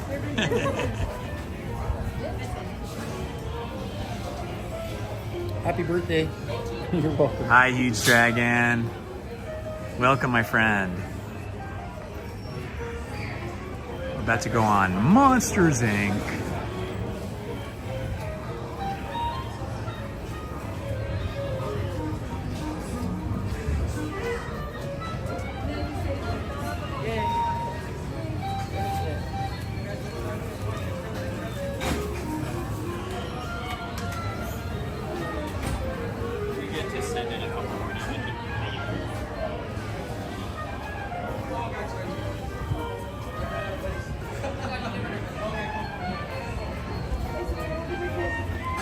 Okay, come on in. Single file line against that wall. Single Thank you. file line. Single file line.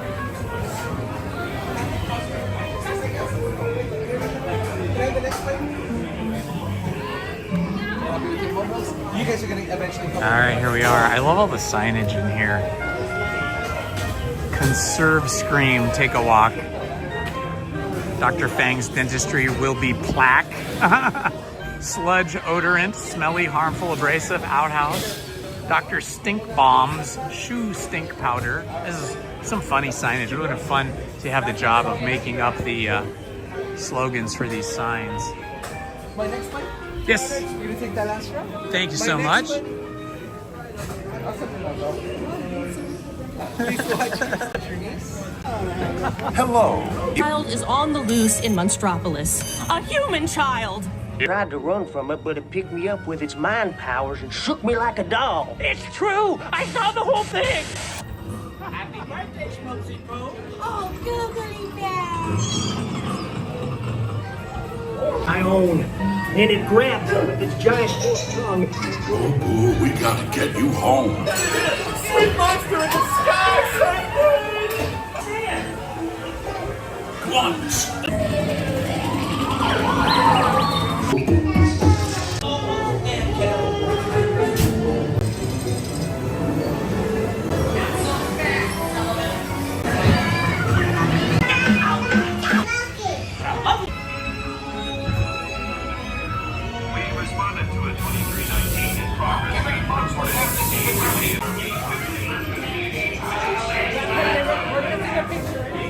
Everything under control now, so keep it moving. You didn't see anything unusual here today, did you? Never saw a human child in Monstrobel.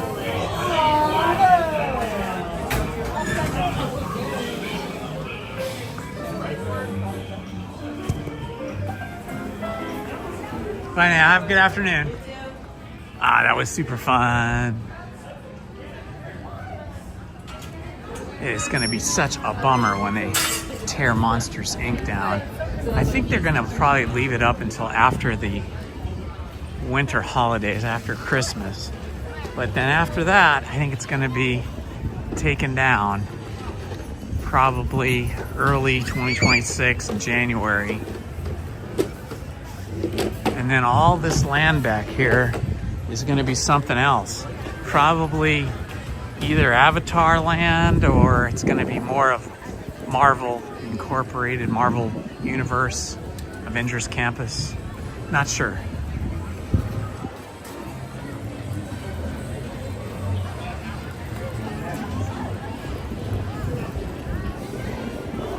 Did I see attractions live today? I'm not sure what you mean by that.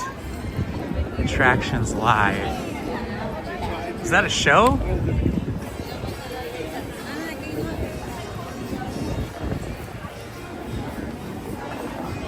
I just had my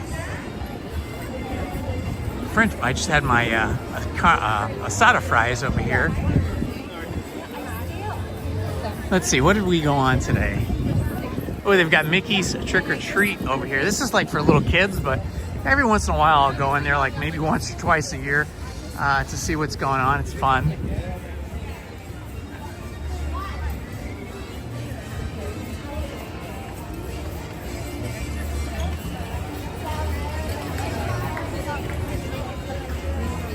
Or did you mean Attractions Live, the YouTube channel?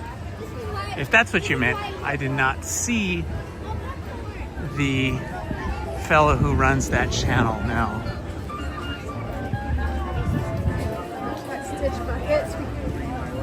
Ah, there he is, the Headless Horseman. Ah, she has one of those cool heads. I love that! She had one of the cool heads that they're like hats. They look like the head of a character that you can buy at Tokyo Disneyland. And she had the Winnie the Pooh head on. Look at this, this is cool.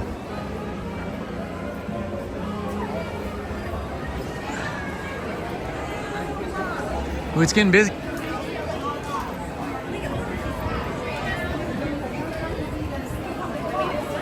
Four or 5 hours away. See, that's what like electric cars would be good for. If they had the self-driving completely safe, completely, working completely good, is you could take a 4 or 5 hour drive, and if you didn't have to stop for refueling, and you could just like read a book, listen to music, watch a live stream, have some kind of fun, and just arrive at your destination 4 or 5 hours later without having to deal with driving.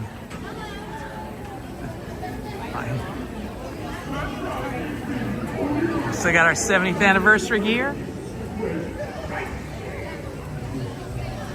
And out here in front of California Adventure, we've got Oogie Boogie.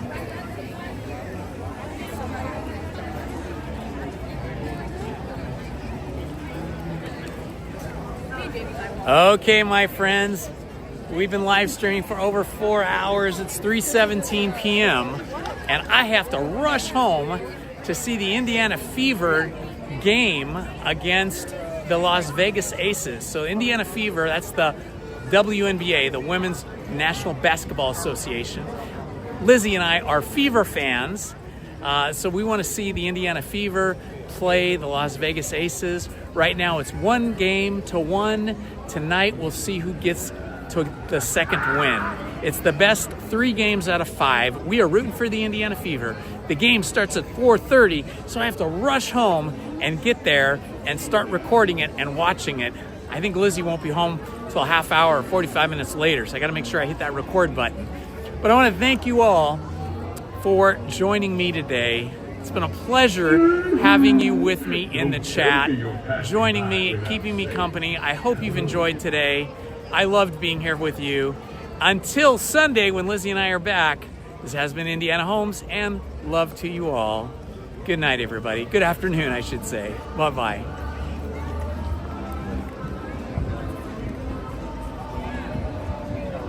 You are welcome.